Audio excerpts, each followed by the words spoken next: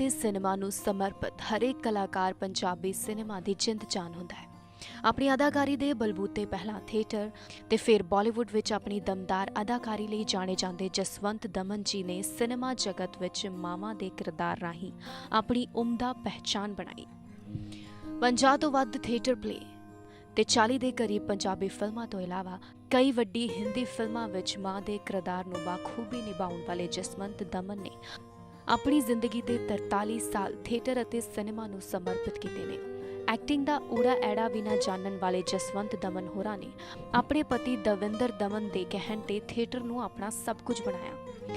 ਮਾਂ, ਬੇਬੇ, ਦਾਦੀ ਵਰਗੇ ਕਿਰਦਾਰਾਂ ਨੂੰ ਜਿਉਣ ਵਾਲੀ ਜਸਵੰਤ ਦਮਨ ਜੀ ਨੇ ਅਦਾਕਾਰੀ ਦੇ ਬਲਬੂਤੇ ਆਪਣੀ ਪਹਿਚਾਣ ਨੂੰ ਅਜੇ ਤੱਕ ਕਾਇਮ ਰੱਖਿਆ। ਮਾਂ ਦੀ ਨਿੱਘ ਵਰਗਾ ਅਹਿਸਾਸ ਕਰਵਾਉਂਦੀ ਜਸਵੰਤ ਦਮਨ ਹੋਰਾਂ ਦੀ ਅਦਾਕਾਰੀ ਨੂੰ ਹਰ ਕੋਈ ਸਜਦਾ ਕਰਦਾ ਹੈ। ਸਾਡੀ ਇਸ ਖਾਸ ਪੇਸ਼ਕਾਰੀ ਨਹੀਂ ਅੱਜ ਅਸੀਂ ਤੁਹਾਨੂੰ ਮੁਖਾਤਿਬ ਕਰਵਾਉਣ ਜਾ ਰਹੇ ਹਾਂ ਪੰਜਾਬੀ ਸਿਨੇਮਾ ਦੀ ਉਸ ਮਾਂ ਨਾਲ ਜਿਨ੍ਹਾਂ ਦਾ ਪੰਜਾਬੀ ਸਿਨੇਮਾ ਨੂੰ ਬਹੁਤ ਵੱਡਾ ਯੋਗਦਾਨ ਹੈ। ਜਗਬਾਣੀ ਦੀ ਟੀਮ ਅੱਜ ਆ ਪਹੁੰਚੀ ਹੈ ਜਸਵੰਤ ਦਮਨ ਜੀ ਦੇ ਵਿਹੜੇ। ਸੋ ਆਓ ਦੇਖਦੇ ਹਾਂ ਕੀ ਕਰ ਰਹੇ ਨੇ ਉਹ।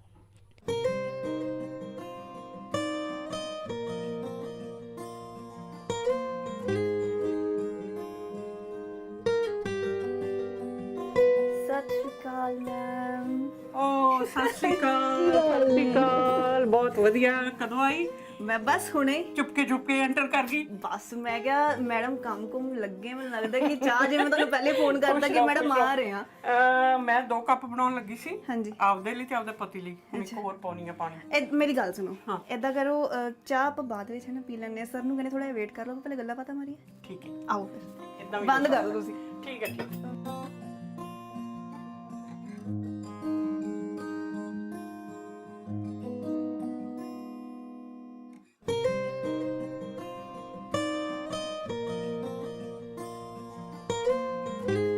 ਮੈਂ ਨਾ ਬਾਹਰ ਪੜ ਰਹੀ ਸੀ, ਤੁਸੀਂ ਬਹੁਤ ਸੋਹਣਾ ਕੋਟੇਸ਼ਨ ਜੀ ਲਗਾਈ ਹੋਈ ਹੈ।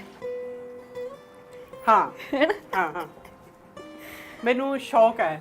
ਅੱਛਾ, ਜੇ ਮੈਂ ਕਿਤੇ ਵੀ ਜਾਂਦੀ ਆ ਬਾਹਰ ਇੱਧਰ ਉੱਧਰ, ਮੈਨੂੰ ਕਿਤੇ ਕੋਈ ਸ਼ਬਦ ਅੱਛੇ ਲੱਗਦੇ ਆ, ਕੋਈ ਲਾਈਨਾਂ ਅੱਛੀਆਂ ਲੱਗਦੀਆਂ, ਮੈਂ ਉਹਨਾਂ ਦੀ ਕਲੈਕਸ਼ਨ ਕਰਦੀ ਰਹਿੰਦੀ ਹਾਂ। ਮੈਨੂੰ ਬੜੀ ਖੁਸ਼ੀ ਹੈ ਜਸਵੰਤ ਮੈਮ, ਅਸੀਂ ਤੁਹਾਡੇ ਕੋਲ ਆਏ ਆ ਹੈ ਨਾ। ਔਰ ਜਸਵੰਤ ਦਮਨ ਜਿਹੜਾ ਨਾਮ ਹੈ ਬਹੁਤ ਵੱਡਾ ਹੈ ਸਾਡੀ ਇੰਡਸਟਰੀ ਦਾ, ਔਰ ਬਹੁਤ ਸਾਰਾ ਤੁਸੀਂ ਕੰਮ ਕੀਤਾ ਹੋਇਆ ਹੈ ਨਾ।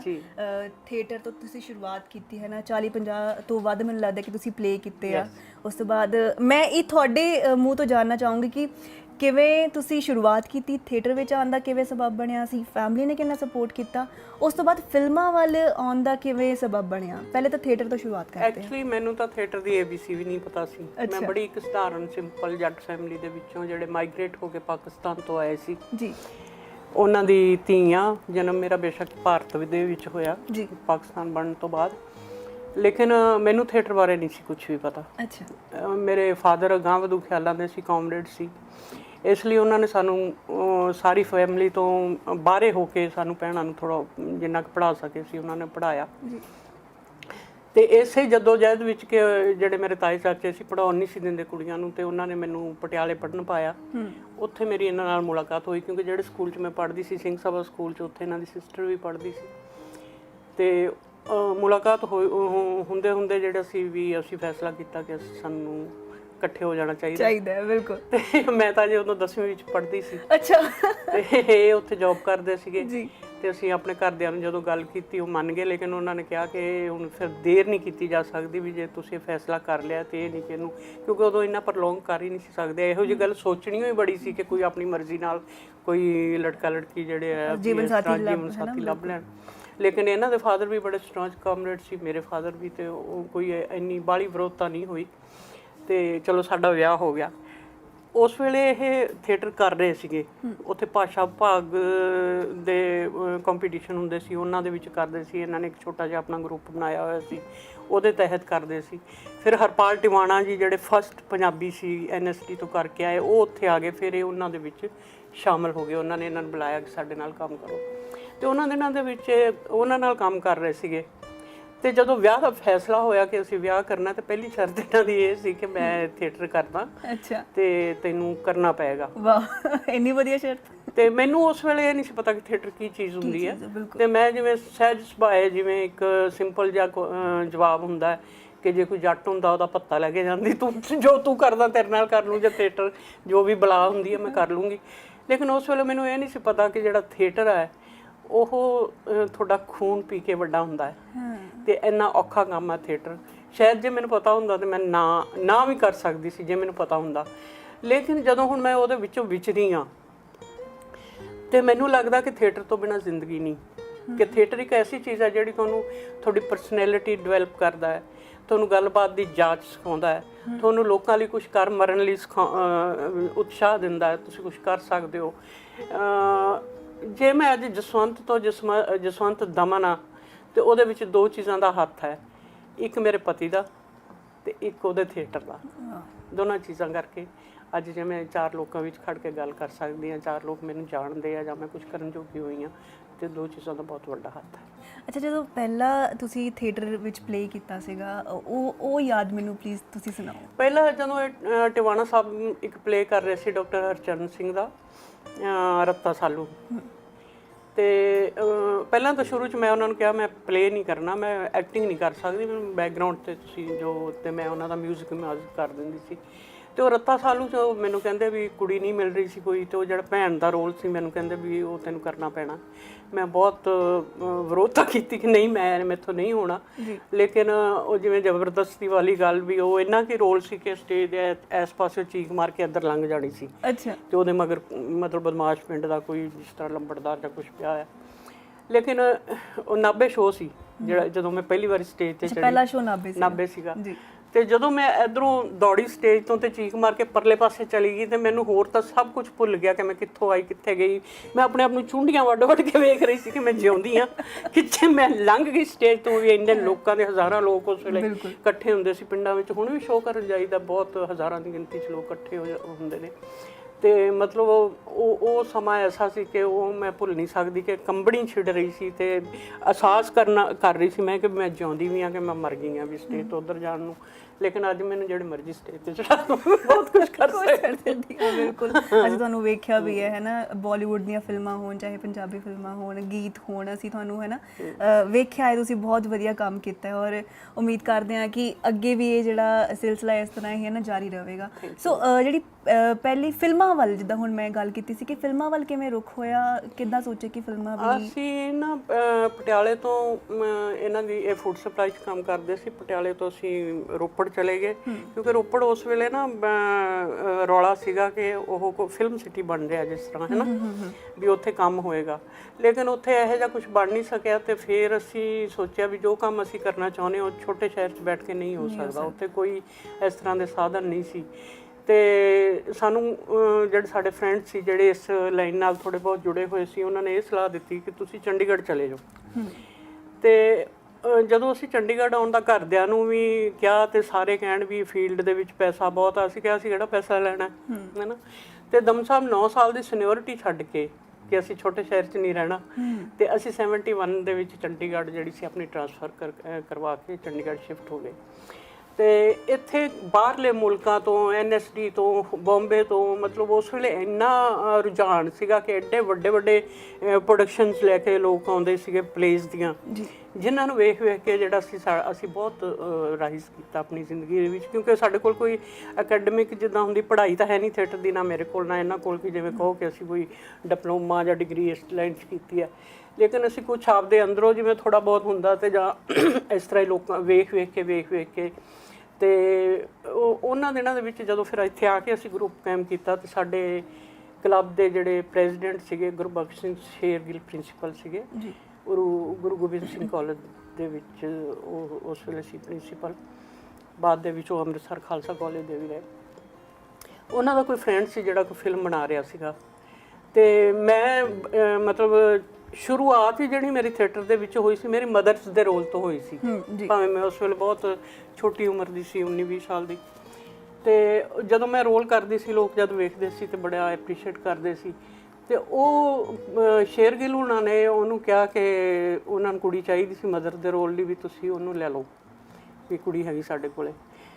ਲੇਕਿਨ ਜਦੋਂ ਮੈਂ ਉਹ ਉੱਥੇ ਪਹੁੰਚੀ, ਕਰਨਾਲ ਸ਼ੂਟਿੰਗ ਸੀ, ਗੁਰੂ ਮਾਨਿਓ ਗ੍ਰੰਥ ਫਿਲਮ ਸੀ, 76 'ਚ ਬਣੀ ਸੀ ਉਹ, ਠੀਕ। ਤੇ ਮਨਮੋਹਨ ਕ੍ਰਿਸ਼ਨ ਇੱਕ ਐਕਟਰ ਹੁੰਦੇ ਸੀ ਬਹੁਤ ਪੁਰਾਣੇ ਜੀ, ਉਹਨਾਂ ਦੇ ਆਪੋਜ਼ਿਟ ਮੈਨੂੰ ਉਹਨਾਂ ਦੀ ਵਾਈਫ ਦਾ ਰੋਲ ਦਿੱਤਾ ਉਹਨਾਂ ਨੇ। ਤੇ ਜਦੋਂ ਉਹਨਾਂ ਨੂੰ ਪਤਾ ਲੱਗਾ ਵੀ ਕੌਣ ਆ, ਵੀ ਕੌਣ ਕਰ ਰਹੀ ਹੈ, ਵੀ ਮੇਰੇ ਅਗੇਂਸਟ ਕੌਣ ਆ ਕੁੜੀ ਲੇਡੀ, ਤੇ ਜਦੋਂ ਉਹਨਾਂ ਮੈਨੂੰ ਵੇਖਿਆ ਤੇ ਉਹਨਾਂ ਰਿਫਿਊਜ਼ ਕਰਤਾ। ਕਿਉਂ? ਉਹ ਕਹਿੰਦੇ, ਉਹ ਬਜ਼ੁਰਗ ਸੀਗੇ, ਉਹ ਕਹਿੰਦੇ ਇਹ ਤਾਂ ਮੇਰੀ ਧੀ ਵੀ ਨਹੀਂ ਲੱਗਦੀ ਤੇ ਤੁਸੀਂ ਮੈਨੂੰ, ਮੈਂ ਇਹ ਨਹੀਂ ਕਰ ਸਕੇਗੀ ਰੋਲ ਤੇ ਮੈਂ ਨਹੀਂ ਕਰੂੰਗਾ। ਤੇ ਉਹਨਾਂ ਨੇ ਕਿਹਾ ਵੀ ਚਲੋ ਤੁਸੀਂ ਇੱਕ ਵਾਰੀ ਦੇਖ ਲਓ, ਜੇ ਤੁਹਾਨੂੰ ਆਪਾਂ ਇੱਕ ਦੋ ਸ਼ਾਟ ਲੈਣੇ ਆ, ਦੇਖਦੇ ਆ, ਤੇ ਜੇ ਮਤਲਬ ਤੁਹਾਨੂੰ ਨਾ ਸੂਟ ਕੀਤਾ ਤੇ ਆਪਾਂ ਬਦਲ ਲਾਂਗੇ ਜੀ। ਲੇਕਿਨ ਉਹ ਜਦ ਇੱਕ ਦੋ ਸ਼ਾਟ ਹੋਏ ਤੇ ਕਿਉਂਕਿ ਥੀਏਟਰ ਦੇ ਵਿੱਚ ਕੁਝ ਤਾਂ ਬੰਦੇ ਨੂੰ ਸਮਝ ਹੁੰਦੀ ਹੈ, ਫਿਰ ਮੈਂ ਉਹ ਸੋਚ ਦੇ ਵਿੱਚੋਂ ਲੰਘ ਵੀ ਰਹੀ ਸੀ ਕਿ ਉਸ ਤਰ੍ਹਾਂ ਦਾ ਕੰਮ ਕਰ ਰਹੀ ਸੀ ਮੈਂ, ਤੇ ਉਹਨਾਂ ਨੇ ਬੜਾ ਐਪਰੀਸ਼ੀਏਟ ਕੀਤਾ ਤੇ ਫਿਰ ਮੈਂ ਉਹਨਾਂ ਦੇ ਨਾਲ ਪਹਿਲੀ ਫਿਲਮ ਉਹ ਕੀਤੀ, ਗੁਰੂ ਬਾਨਿਓ ਗ੍ਰੰਥ। ਜੀ ਜੀ ਜੀ। ਤੇ ਇਸ ਜਿਹੜੇ ਸ਼ੋਅ ਦਾ ਮਕਸਦ ਇਹ ਹੈ ਖਾਸ ਕਿ ਜਾਣਨਾ ਚਾਹੂੰਗੇ, ਮਤਲਬ ਆਪਾਂ ਆਪਣੇ ਦਰਸ਼ਕਾਂ ਨੂੰ ਇਹ ਦੱਸਣਾ ਚਾਹੁੰਦੇ ਹਾਂ ਕਿ ਕਿਸ ਤਰ੍ਹਾਂ ਤੁਸੀਂ ਫਿਲਮਾਂ ਵਿੱਚ ਵੀ ਇੰਨਾ ਦਮਦਾਰ ਕਿਰਦਾਰ ਕੀਤਾ ਹੈ, ਹਮੇਸ਼ਾ ਬਹੁਤ ਵਧੀਆ ਵਧੀਆ ਰੋਲ ਕੀਤੇ ਨੇ, ਤੇ ਨਾਲ ਦੇ ਨਾਲ ਇਹ ਵੀ ਜਾਣਨਾ ਚਾਹਾਂਗੇ ਕਿਸ ਤਰ੍ਹਾਂ ਬੈਲੈਂਸ ਕਰਦੇ ਸੀਗੇ ਆਪਣੇ ਘਰ ਦੇ ਕੰਮਾਂ ਨੂੰ ਵੀ, ਫੈਮਿਲੀ ਤੇ ਫਿਲਮੀ ਲਾਈਨ ਨੂੰ ਕਿਵੇਂ ਬੈਲੈਂਸ ਕੀਤਾ? ਐਕਚੁਅਲੀ ਫਿਲਮਾਂ ਵਿੱਚ ਮੈਂ ਜਾਣਾ ਨਹੀਂ ਸੀ ਚਾਹੁੰਦੀ। ਮੈਂ ਬਹੁਤ ਮਤਲਬ ਸਖਤੀ ਦੇ ਨਾਲ ਇਸ ਚੀਜ਼ ਦੀ ਵਿਰੋਧਤਾ ਕੀਤੀ ਕਿ ਮੈਨੂੰ ਡਰ ਬਹੁਤ ਲੱਗਦਾ ਸੀ, ਕਿਉਂਕਿ ਉਸ ਵੇਲੇ ਸਾਰੀਆਂ ਫਿਲਮਾਂ ਜਿਹੜੀਆਂ ਸੀ ਮੋਸਟਲੀ ਬੰਬੇ 'ਚ ਬਣਦੀਆਂ ਸੀ, ਖਾਸ ਕਰਕੇ ਡਬਿੰਗ ਜਾਂ ਜਿਹੜਾ ਅਗਲਾ ਟੈਕਨੀਕਲ ਵਰਕ ਉੱਥੇ ਹੁੰਦਾ ਸੀ, ਇੱਥੇ ਕੁਝ ਨਹੀਂ ਸੀ। ਤੇ ਤੁਸੀਂ ਇੱਕ ਸਿੰਪਲ ਫੈਮਿਲੀ 'ਚੋਂ ਆਏ ਹੁੰਦੇ ਹੋ, ਮੈਨੂੰ ਤਾਂ ਸਿਰਫ ਕੋਟ ਈਸੇ ਖਾਂ ਤੋਂ ਚੰਡੀਗੜ੍ਹ ਦਾ ਰਾਹ ਪਤਾ ਸੀ, ਉੱਥੋਂ ਬੱਸ ਬਿਠਾਉਂਦੇ ਸੀ, ਮੈਂ ਇੱਥੇ ਉਤਰਦੀ ਸੀ, ਉੱਥੇ ਮੇਰੇ ਪੇਕੇ ਸੀਗੇ ਜੀ ਜੀ। ਤੇ ਜਦੋਂ ਮੈਨੂੰ ਇੰਜ ਲੱਗਿਆ ਕਿ ਉੱਥੇ ਜਾ ਕੇ ਕੰਮ ਕਰਨਾ ਪਏਗਾ, ਉੱਥੇ ਜਾਣਾ ਪਿਆ ਕਰੇਗਾ, ਤੇ ਮੈਨੂੰ ਡਰ ਬਹੁਤ ਲੱਗਦਾ ਸੀ। ਤਾਂ ਇੱਕ ਮੈਨੂੰ ਕੋਈ ਇੱਛਾ ਨਹੀਂ ਸੀ। ਇੱਕ ਉਸ ਵੇਲੇ ਲੋਕ ਹੁਣ ਵੀ ਡਰਾਉਂਦੇ ਨੇ ਕਿ ਇਸ ਲਾਈਨ ਦੇ ਵਿੱਚ ਬਹੁਤ ਗੰਦਗੀ ਆ, ਬਹੁਤ ਗੰਦੇ ਲੋਕ ਆ, ਉਸ ਵੇਲੇ ਤਾਂ ਹੋਰ ਵੀ ਜ਼ਿਆਦਾ ਸੀ। ਤੇ ਉਹ ਵੀ ਇੱਕ ਖੌਫ ਸੀਗਾ ਅੰਦਰ ਕੇ। ਲੇਕਿਨ ਪਤਾ ਨਹੀਂ ਪਰਮਾਤਮਾ ਦੀ ਕਿਰਪਾ ਨਾਲ ਮੈਂ ਜਦੋਂ ਤੋਂ ਵੀ ਕੰਮ ਕੀਤਾ, ਮੈਨੂੰ ਕਦੇ ਵੀ ਕੋਈ ਮਾੜਾ ਬੰਦਾ ਜਿਹੜਾ ਇਸ ਤਰ੍ਹਾਂ ਦਾ ਨਹੀਂ ਟੱਕਰਿਆ। ਸਭ ਲੋਕ ਇੰਨੀ ਰਿਸਪੈਕਟ ਕਰਦੇ ਆ, ਜਾਈਦਾ ਹੈ, ਕੰਮ ਕਰੀਦਾ ਹੈ। ਤੇ ਥੋੜੀ ਦੇਰ ਬਾਅਦ ਫਿਰ ਤੁਹਾਨੂੰ ਐ ਵੀ ਲੱਗਣ ਲੱਗ ਜਾਂਦਾ, ਕਿਉਂਕਿ ਥੀਏਟਰ ਦੇ ਵਿੱਚੋਂ ਤਾਂ ਤੁਹਾਨੂੰ ਕੁਝ ਨਹੀਂ ਮਿਲਦਾ, ਉੱਥੇ ਤੁਸੀਂ ਪੱਲਿਓ ਲਾਉਂਦੇ ਹੋ ਜੀ। ਤੇ ਫਿਲਮਾਂ ਜਿਹੜੀਆਂ ਉਹ ਤੁਹਾਨੂੰ ਥੋੜਾ ਬਹੁਤ ਪੈਸਾ ਦਿੰਦੀਆਂ ਹੈ ਨਾ। ਤੇ ਫਿਰ ਐ ਹੋਣ ਲੱਗ ਗਿਆ ਵੀ ਚਲੋ ਜੇ ਕੰਮ ਮਿਲਦਾ ਹੈ, ਤੇ ਫਿਰ ਸਭ ਤੋਂ ਵੱਡਾ ਜਿਹੜਾ ਹੱਥ ਆ ਉਹ ਮੇਰੇ ਹਸਬੈਂਡ ਦਾ ਹੈ। ਕਿਉਂਕਿ ਇਦਾਂ ਦਾ ਕੋਈ ਹੀ ਬੰਦਾ ਹੁੰਦਾ ਹੈ, ਖਾਸ ਕਰਕੇ ਆਪਣੇ ਪੰਜਾਬੀ ਲੋਕਾਂ ਦੇ ਵਿੱਚ, ਜਿਹੜਾ ਆਪਣੀ ਵਾਈਫ ਨੂੰ ਇੰਨਾ ਪੁਸ਼ ਕਰੇ ਕੰਮ ਵਾਸਤੇ ਕਿ ਜੇ ਉਹਨੇ ਉਹਦੇ ਵਿੱਚ ਕੁਝ ਪਛਾਣਿਆ ਹੈ ਕਿ ਇਹਦੇ ਵਿੱਚ ਕੋਈ ਕਲਾ ਹੈਗੀ ਹੈ, ਤੇ ਉਹਨੂੰ ਪੁਸ਼ ਕਰਕੇ ਉਹਨੂੰ ਉੱਪਰ ਲਿਜਾਣ ਦੀ ਕੋਸ਼ਿਸ਼ ਕਰੇ, ਹੈ ਨਾ। ਤੇ ਇਹਨਾਂ ਨੇ ਹਮੇਸ਼ਾ ਹੀ ਮੈਨੂੰ, ਜਦੋਂ ਵੀ ਮੈਂ ਪਛਾਣ ਜਾਣ ਦੀ ਕੋਸ਼ਿਸ਼ ਕੀਤੀ ਕਿ ਨਹੀਂ ਜਾਣਾ ਮੈਂ, ਇਹਨਾਂ ਨੇ ਹਮੇਸ਼ਾ ਮੈਨੂੰ ਇਹੀ ਕਿਹਾ ਕਿ ਜੇ ਤੇਰੇ ਵਿੱਚ ਕਲਾ ਹੈ ਤਾਂ ਤੂੰ ਨਾਲ ਲੈ ਕੇ ਮਰਨੀ ਹੈ, ਵੀ ਤੂੰ ਚੱਲ, ਤੈਨੂੰ ਕਰਨਾ ਚਾਹੀਦਾ ਕੰਮ। ਕਰਦਿਆਂ ਫਿਰ ਜਦੋਂ ਤੁਸੀਂ ਉੱਥੇ ਪਹੁੰਚ ਜਾਂਦੇ ਹੋ, ਫਿਰ ਤੁਹਾਨੂੰ ਥੋੜਾ ਬਹੁਤ ਪੈਸਾ ਵੀ ਮਿਲਣ ਲੱਗ ਜਾਂਦਾ। ਫਿਰ ਐ ਹੋ ਜਾਂਦਾ ਵੀ ਚਲੋ ਫਿਲਮ 'ਚੋਂ ਪੈਸਾ ਲਓ, ਤੁਸੀਂ ਥੀਏਟਰ ਚਲਾਓ, ਆਪਦਾ ਘਰ ਵੀ ਚਲਾਉਣਾ, ਬੱਚਿਆਂ ਨੂੰ ਵੀ, ਹੈ ਨਾ। ਥੋੜਾ ਫਿਰ ਇਸ ਲਈ ਵੀ ਕੰਟੀਨਿਊ ਹੋ ਗਿਆ। ਲੇਕਿਨ ਥੀਏਟਰ ਔਰ ਫਿਲਮ ਦੇ ਵਿੱਚੋਂ ਜੇ ਮੈਂ ਚੂਜ਼ ਕਰਨਾ ਹੋਵੇ ਤਾਂ ਮੈਂ ਹਮੇਸ਼ਾ ਥੀਏਟਰ ਨੂੰ ਕਰੂੰਗੀ। ਜੇ ਮੈਨੂੰ ਦੋ ਚੀਜ਼ਾਂ ਰੱਖੀਆਂ ਜਾਣ ਵੀ ਤੂੰ ਇੱਧਰ ਜਾਣਾ ਚਾਹੇਗੀ ਜਾਂ ਇੱਧਰ, ਤਾਂ ਮੈਂ ਥੀਏਟਰ ਨੂੰ ਰੱਖੂੰਗੀ। ਜਿੱਥੋਂ ਸ਼ੁਰੂਆਤ ਕੀਤੀ, ਸ਼ੁਰੂਆਤ ਕੱਲਾ ਕਾਰਨ ਨਹੀਂ ਹੈ, ਉਹਦਾ ਕਾਰਨ ਇਹ ਵੀ ਹੈ ਕਿ ਥੀਏਟਰ 'ਚ ਤੁਸੀਂ ਜੋ ਕਰਨਾ ਚਾਹੁੰਦੇ ਹੋ, ਤੁਹਾਡੇ ਰੂਹ ਦੀ ਜਿਹੜੀ ਹੈ ਉਹ ਪੂਰਤੀ ਹੁੰਦੀ ਹੈ, ਜੋ ਤੁਸੀਂ ਕਰਨਾ ਚਾਹੁੰਦੇ ਹੋ ਉਹ ਕਰ ਸਕਦੇ ਹੋ। ਫਿਲਮਾਂ ਜਿਹੜੀਆਂ ਦੂਜੇ ਦੇ ਹੱਥ ਨੇ, ਜਿਸ ਤਰ੍ਹਾਂ ਦੀਆਂ ਬਣਦੀਆਂ ਨੇ ਉਹ ਵੀ ਤੁਹਾਨੂੰ ਪਤਾ ਹੀ ਆ। ਹੁਣ ਥੋੜ੍ਹੀਆਂ ਚੰਗੀਆਂ ਫਿਲਮਾਂ ਬਣਨ ਲੱਗ ਗਈਆਂ, ਨਹੀਂ ਤਾਂ ਦੂਜੇ ਦੇ ਹੱਥੋਂ ਜੇ 4 ਲਾਈਨਾਂ ਦਿੱਤੀਆਂ, ਤੁਸੀਂ ਬੋਲ ਕੇ ਆ ਗਏ 5 ਮਿੰਟ, ਹੈ ਨਾ, ਤੇ ਤੁਹਾਨੂੰ ਰੂਹ ਦੀ ਖੁਰਾਕ ਨਹੀਂ ਉੱਥੋਂ ਮਿਲਦੀ। ਤੁਹਾਡੀ ਰੂਹ ਦੀ ਖੁਰਾਕ ਜੇ ਤੁਸੀਂ ਥੀਏਟਰ ਦੇ ਵਿੱਚੋਂ ਗਏ ਹੋ ਤਾਂ ਤੁਹਾਨੂੰ ਰੂਹ ਦੀ ਖੁਰਾਕ ਜਿਹੜੀ ਆ ਉਹ ਥੀਏਟਰ 'ਚੋਂ ਹੀ ਮਿਲਦੀ ਹੈ। ਫਿਲਮਾਂ 'ਚ ਠੀਕ ਹੈ, ਤੁਸੀਂ ਥੋੜ੍ਹਾ ਬਹੁਤ ਕੰਮ ਕਰਕੇ ਥੋੜ੍ਹਾ ਪੈਸਾ ਕਮਾ ਲੈਂਦੇ ਹੋ, ਥੋੜ੍ਹੀ ਫੇਮ ਵੀ ਹੈ ਕਿ ਤੁਸੀਂ ਉਹ, ਕਿਉਂਕਿ ਸਾਰੇ ਦੁਨੀਆ ਦੇਖਦੀ ਆ ਉਹਨਾਂ ਨੂੰ ਸਕਰੀਨ ਦੇ ਉੱਤੇ, ਥੋੜ੍ਹੀ ਫੇਮ ਹੈ, ਤੇ ਉਸ ਕਰਕੇ ਫਿਲਮਾਂ ਕਰੀ ਜਾਂਦੀਆਂ। ਲੇਕਿਨ ਮੈਂ ਥੀਏਟਰ ਪਰਸਨ ਆ ਤੇ ਹਮੇਸ਼ਾ ਥੀਏਟਰ ਨੂੰ ਤਰਜੀਹ ਦਿੰਦੀ। ਜਿੱਦਾਂ ਮੈਂ ਬੈਲੈਂਸ ਕਰਨ ਦੀ ਗੱਲ ਕੀਤੀ ਸੀ, ਫਿਰ ਸੌਖਾ ਰਹਿੰਦਾ ਸੀ ਸਭ ਕੁਝ, ਘਰ ਵੀ ਬੈਲੈਂਸ ਕਰਨਾ? ਬਹੁਤ ਔਖਾ ਹੈ, ਖਾਸ ਕਰਕੇ ਇੱਕ ਔਰਤ ਲਈ। ਔਰਤ ਲਈ ਕੀ, ਮੈਂ ਕਹਿੰਦੀ ਆਦਮੀ ਲਈ ਵੀ, ਆਦਮੀ ਦੀਆਂ ਆਪਦੀਆਂ ਜ਼ਿੰਮੇਵਾਰੀਆਂ ਹੁੰਦੀਆਂ ਨੇ, ਉਹਨੇ ਕਮਾ ਕੇ ਖਵਾਉਣਾ ਹੁੰਦਾ। ਔਰਤ ਨੇ ਬੱਚਿਆਂ ਨੂੰ ਵੀ ਸਾਂਭਣਾ, ਘਰ ਵੀ ਸਾਂਭਣਾ, ਸਭ ਨੂੰ ਵੇਖਣਾ, ਫਿਰ ਤੁਸੀਂ ਨਾਲ ਬਾਹਰ ਕੰਮ ਕਰਨਾ, ਉਹਦੇ 'ਤੇ ਡਬਲ ਬਰਡਨ ਹੋ ਜਾਂਦਾ। ਬਹੁਤ ਔਖਾ ਹੋ ਜਾਂਦਾ ਸੀ ਕਈ ਵਾਰੀ ਬੈਲੈਂਸ ਕਰਨਾ। ਬੱਚੇ ਛੋਟੇ ਛੋਟੇ ਸੀਗੇ, ਇਹਨਾਂ ਨੂੰ ਅਸੀਂ ਸਟੇਜ ਤੇ ਜਿਵੇਂ ਕਿਸੇ ਦੀ ਬਾਂਹ ਟੁੱਟੀ, ਕਿਸੇ ਵੇਲੇ ਸੱਟ ਲੱਗ ਜਾਣੀ, ਕਿਸੇ ਵੇਲੇ ਬੁਖਾਰ ਚੜਿਆ ਹੋਣਾ, ਸਟੇਜ ਦੇ ਉੱਤੇ ਰੋੜ ਦੇਣਾ ਤੇ ਆਪ ਰਿਹਰਸਲਾਂ ਕਰਨੀਆਂ ਹੈ ਨਾ। ਤੇ ਉਦੋਂ ਉਸ ਵੇਲੇ ਇੰਨਾ ਕੁਝ ਸਮਰੱਥ ਨਹੀਂ ਸੀਗੇ ਬੰਦਾ। ਤੇ ਅਸੀਂ ਰਿਹਰਸਲਾਂ ਤੇ ਜਾਂ ਕਿਤੇ ਸ਼ੋਅ ਕਰਨ ਤੁਰ ਜਾਣਾ ਤਾਂ ਬੱਚਿਆਂ ਨੂੰ ਬਾਹਰੋਂ ਅਸੀਂ ਲੌਕ ਕਰ ਜਾਣਾ। ਤੇ ਜਦੋਂ ਅਸੀਂ ਇੱਥੇ ਸ਼ਿਫਟ ਕੀਤੇ ਸੀਗੇ, ਅਸੀਂ ਮੇਰੇ ਖਿਆਲ 77 'ਚ ਇੱਥੇ ਆਏ ਹਾਂ ਮੋਹਾਲੀ ਦੇ ਵਿੱਚ, ਤੇ ਘਰ ਘੁਰ ਖਾਲੀ ਹੁੰਦੇ ਸੀ ਸਾਰੇ, 4-5 ਘਰ ਵਸੇ ਹੋਏ ਸੀ। ਤੇ ਮਤਲਬ ਬੱਚਿਆਂ ਨੂੰ ਨਾ ਅੰਦਰ ਡਾਂਗਾ ਫੜਾਈਆਂ ਹੋਈਆਂ ਸੀ, ਦੋਨਾਂ ਲਈ 2 ਡਾਂਗਾ ਰੱਖੀਆਂ ਹੋਈਆਂ ਸੀ ਵੀ ਜੇ ਕੋਈ ਆ ਗਿਆ ਚੱਕ ਕੇ ਸਿਰ 'ਚ ਮਾਰ ਦੀ ਤੇ ਘਰ ਨਹੀਂ ਖੋਲਣਾ ਕਿਸੇ ਨੂੰ।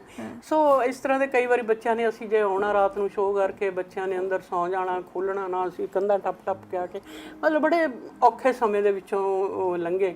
ਉਹਦਾ ਬੱਚਿਆਂ ਦੇ ਉੱਤੇ ਇਫੈਕਟ ਵੀ ਪਿਆ, ਕਿਉਂਕਿ ਜਦੋਂ ਬੱਚੇ ਸਫ਼ਰ ਕਰਦੇ ਨੇ, ਸਫ਼ਰ ਤਾਂ ਕਰਦੇ ਹੀ ਸੀ, ਤੁਸੀਂ ਲੱਗੇ ਹੋਏ ਹੋ ਇੱਕ ਕੰਮ, ਤੁਸੀਂ ਭੁੱਲ ਹੀ ਜਾਂਦੇ ਹੋ ਕਿ ਤੁਸੀਂ ਇਹ ਵੀ ਤੁਹਾਡੀ ਜ਼ਿੰਮੇਵਾਰੀ ਹੈ।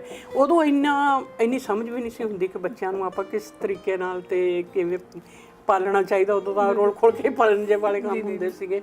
ਤਾਂ ਉਹਨਾਂ ਉਸ ਵੇਲੇ ਬੱਚਿਆਂ ਦੇ ਉਹ ਸਾਈਕੀ 'ਤੇ ਵੀ ਫਰਕ ਪਿਆ ਕਿ ਸ਼ਾਇਦ ਜਿਹੜਾ ਥੀਏਟਰ ਹੈ ਉਹ ਸਾਨੂੰ ਉਹਦੇ ਕਰਕੇ ਅਸੀਂ ਜਿਹੜਾ ਸਾਰਾ ਕੁਝ ਸਫ਼ਰ ਕਰ ਰਹੇ ਹਾਂ, ਹੈ ਨਾ।